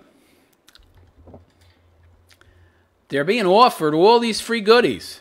Why wouldn't they come, right? You don't want to know who the real idiots are? And I'm sorry to say this, but it's my fellow Americans. These idiots that have fallen for all this Marxist bullshit and have all this self-hate. When the truth of the matter is, America is the one beacon of light in the fucking world that's primarily filled with darkness. No, Sith, America was not built by immigrants because there was no country to come to. Immigrants are people who move to a country. America was founded by settlers. They were not immigrants. There was no country there to immigrate to. They settled the country. They homesteaded the land. They made it productive. They transformed the landscape. They produced. They created. They made property. They built houses. They made wells. They homesteaded the land. They enclosed it. They grew crops. They created civilization. They made roads. They built towns and communities. They created a country, wrote a constitution, made laws, created civilization. They were not immigrants. They created the goddamn thing. And since they created the goddamn thing, it's theirs. Property rights. Heard of those people? So they have absolutely, positively, 100% right to decide who comes in and who comes the fuck out. Just like if I build a fucking house, I built that house. It's my house. And I hand it down to my fucking kids. And they hand it down to their kids. And it's theirs. They're not immigrants. This idea that America was built by immigrants, it's a lie spread by leftists and immigrants trying to propagandize people. And they're telling lies. It's not true. So that's a settlers in the 16th century. Correct. There was no country here. There was no country. You had a bunch of savages running around in wolf pelts and fucking buffalo hide. They were nomads who used to kill each other to live on the land, but they didn't own the land. They didn't do anything with it. Didn't plant crops. They didn't live on it. They moved around constantly. They didn't claim the land. They didn't homestead the land. They didn't enclose the land. They didn't develop the land. They didn't do anything with the land. It wasn't their land. And then people talk about we stole it from them. It wasn't theirs in the first place. They didn't do anything that would qualify as them owning it. Yay. Swampy Turtle Jedi says, a friend of mine is a Native American descendant and says that the white man should leave if they want the new illegals to leave. What should I respond? Wait, what? White man should leave. The difference is we have a country that we created, Swampy Turtle. The Native Americans had no country. There were hundreds of these nomadic tribes. They followed the fucking buffalo around. They shot the buffalo with their fucking bows and arrows. They had so little knowledge about how to use the land, how to develop the land. They didn't even have metal, okay? They didn't develop the land at all. They didn't even know how to get the resources out of it. Stone arrowheads. 1800s. Stone arrowheads. Are you kidding me? You tell your friend the Native Americans didn't have a country. They were just people running around from place to place, living on land that they hadn't developed, that they hadn't homesteaded, that they hadn't enclosed, that they hadn't farmed, tilled, done anything with. They didn't own the land. They didn't do anything in any way, shape, or form that would in any way, shape, or form identify them as owners of that land. They didn't own the land. They didn't live on it for any period of time. Every couple days they're moving around. They were not, and they fought each other too. They fought each other for land, for the grazing rights of certain land, for the right to hunt on this land. You know, you don't get to hunt here, we're going to hunt here, and they killed each other. They lived in teepees. They were temporary residences. They were temporary residents, okay? They didn't even have squatters' rights. They didn't stay anywhere long enough. They didn't own it. They didn't do anything with the land to make it theirs. That's the difference. Look around at America. Infrastructure, roads. See those electrical cables? That took lots of time and effort, right? Houses, farms, pipes running all under the ground. Wires all under the ground. There's all this work we've done to develop the land, the infrastructure. We built a country. There was no country here before. Right? We were not immigrants. The difference is, we were not immigrants. These people are. There was no country here before we got there. We made the country. Okay? These people coming in are coming into a place that's already made. It's akin to having a house. Okay? And you take a piece of land, you develop it, you homestead it, you create something from that land, you dig a well, you've done the work to get clean water out of the ground consistently, you build a house on that land, you homestead that land, you enclose that land, you do something productive with that land. Now it's your land. And then somebody comes in and says, I want to live in your house. Some random stranger. It's like, who the fuck are you? I'm just some random dude that likes your house and I want to live in your fucking house. I didn't do any of the work to build your fucking house. So, but I still want to take advantage of you. I still want to benefit from all the hard work you put into building your house. I want to have all that electricity, yummy, yummy, yummy, good, free electricity. And I want to eat your food, too. I want to eat your food and live in your house and benefit from all the hard work that you did to build that fucking house. Yeah, geez. Yeah, I wonder why the guy would have a problem with that. I wonder why the guy that built the house and homesteaded the land and enclosed the fucking land and did everything to develop that fucking land would have a problem with some random bum coming and living in his house. Yeah. You tell your friend that. That little analogy. Maybe that'll clear something up. Sith and Sith. Indians had nothing indeed. Sith and Sith. Stone Age tribes had nothing because of lower IQ. Well, besides that, it's irrelevant to why. The truth of the matter is that they were so unsophisticated that they had no monetary system outside of barter because they had so few goods and services to trade. Very few services, right? What service industry was there? Most of what the Native Americans did was barter for goods. There were, what few services there were, not many. Mostly goods, and there were so few of those goods that they could have a barter system. You got some wampum? I want some wampum for your wampum. Well, I'll give you some wampum for my wampum if my wampum is the wampum that I want. I mean, yeah, a wampum. I'll give you wampum for wampum. Okay, so, you got some tobacco, that's some good wampum, and I got a buffalo hide wampum. Very limited market of goods, right? So it's very easy to have trade when you got like 3 or 4 goods. Tobacco, a pipe, TP, some buffalo hide to make a TP. I mean, very limited, right? A good bow.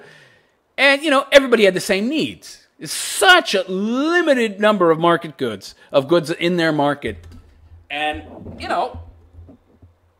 these were the type of goods that everybody needed to survive. So, yeah, it's very easy to trade, but, yeah, very unsophisticated because they had so few goods. Meanwhile, white man comes in, gold, silver, paper, money. Ooh, that's very interesting. Yeah, we had all sorts of interesting shit that they wanted, right? Oh, boy. You want to sell us the land that really isn't yours to begin with for a box of firewater? Okay. Oh, boy. Yeah, there's a lot of bullshit surrounding the interactions between the Native Americans and the American settlers. Anyway, did the examples I gave you and that little analogy give you what you need to set your Native American friend straight, Swampy Turtle? Do you have enough material now to essentially set him right, get him on the right path, get him to understand? I hope so. Because, yeah, I'm tired of hearing people spout this bullshit about America being a country of immigrants. It's wrong, wrong, wrong. Just because there were people in America doesn't mean there was a country there, all right? You have to study what makes property property. I mean, Native Americans, they had an idea of property ownership in regards of things, but they had no conception whatsoever of owning land. They'd be the first to tell you, if you talk to an Indian back then, they don't know what the hell land ownership is. They would tell you, that's like a dog. That's like the fleas own a dog, arguing about who owns the dog. And they would tell you this kind of stuff. They didn't even think they owned the land. They didn't own the land. They had no conception whatsoever of ownership of land. They didn't know what the hell that kind of idea was. How could they own the land? They would tell you, we don't own the land. Nobody owns the land. Of course, that's not true. They're just so unsophisticated, they don't understand the ideas or the realities of private property ownership extending to land. So they didn't even own the land. And they would have told you that. It's like Africa. They had no countries. Yeah.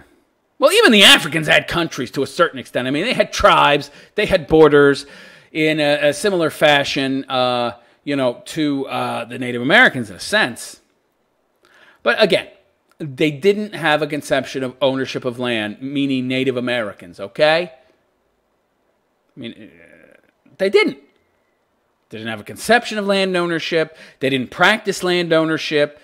And they certainly didn't live in a way that would grant them ownership of land in the first place. They did nothing with the land. They developed the land in no way, shape, or form. You know, the honest God truth is that to create a productive piece of property that has all of the characteristics that are required of a place to live, it's difficult. Even in the modern times, houses all have their own well. 150 years ago, I mean, wells are a big fucking deal at any time. Having clean drinking water. If you had to dig a fucking well on your property, that was your land. Clean drinking water was and is still such a scarce thing that just doing that would give you legal right to that property.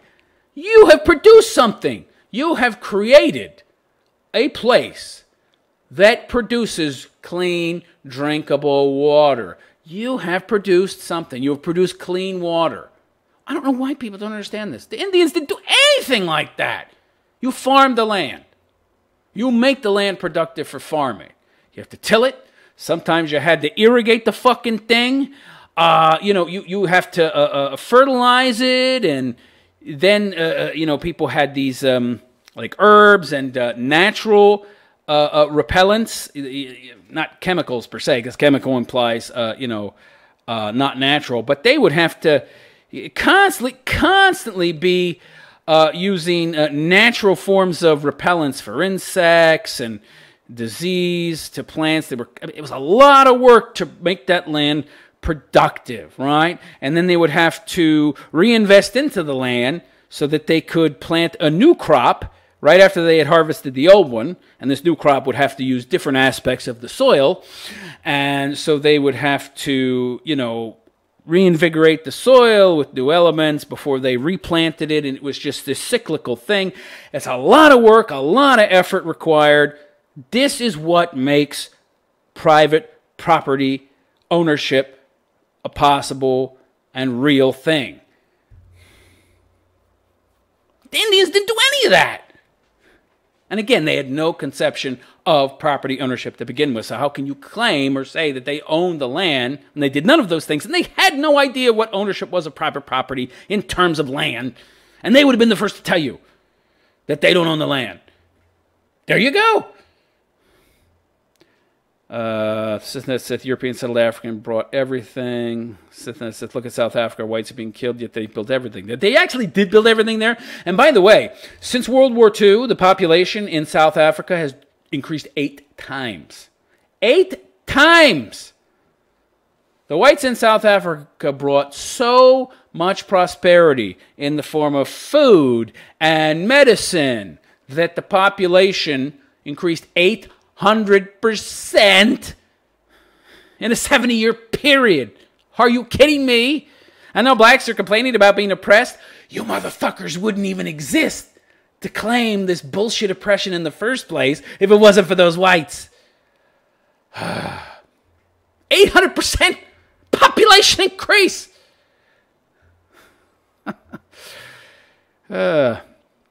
Sith and Sith. Now China is colonizing them in exchange for their Earth's resources. Yeah. Colonizing and creating jobs for their people. The Chinese are smart. They don't employ too many Africans. They bring their own people in, right? Sith and Sith. Asians or Europeans have the knowledge and the incentive to work in complex farming industries, right? That's just like, that's just like in the Middle East, right? How we went in and we gave them the infrastructure and the know-how to get the oil out of the ground, and then we just gave it to them, which was idiotic. It's our oil. We farmed it. We went in. We mined it. We did everything, created all the infrastructure and all the machinery and had all the knowledge. It's our fucking oil, and now we're giving them money to fund their terrorist groups that then blow up our fucking buildings. That's brilliant, yeah. That's because of liberal pinheads, right? We want to help the people hit the third world. Yeah. Forget about your own people, of course. Let's not help them. All right, guys. Now, I said I was going to leave at 11. Now it's fucking... I said I was going to leave at What the hell? After 2 hours, now it's been over 3 hours. I should go. Yeah, I'm going to get out of here. Oh, boy, Africa will have been 100 million people without Europeans. Now there are... Yeah, right. Biggest mistake we ever made. Good Lord. Jeez, people talk about how we're exploiting them. Give me a break. How much did we help these people to become fruitful and to multiply? Holy shit. And now we're the bad guys of the world. Really? Please. So I hope you've got enough information there, Swampy Turtle, to help your Native American friend understand. All right, guys. I'm going to head out. By the way, Sithanet seems to be the only one here anymore anyway. I guess some of you took me seriously when I said I was going to leave. I thought I was going to leave, but conversation got interesting, so I stuck around. All right, guys. It's time for me to go. It was nice talking to you. I think in the future I'll do a little more interaction with you guys instead of trolling these other forums. But more people definitely have to start showing up, and yeah, I think I definitely need to do a little more advertising. I guess we'll see if that helps. If it doesn't, then yeah, I'll shut it down. But I'll be back next week. After that, I can't say. We'll see how next week goes. So, anyhow, guys, I'm gonna head out. It's nice seeing you guys. I hope I'll see you again.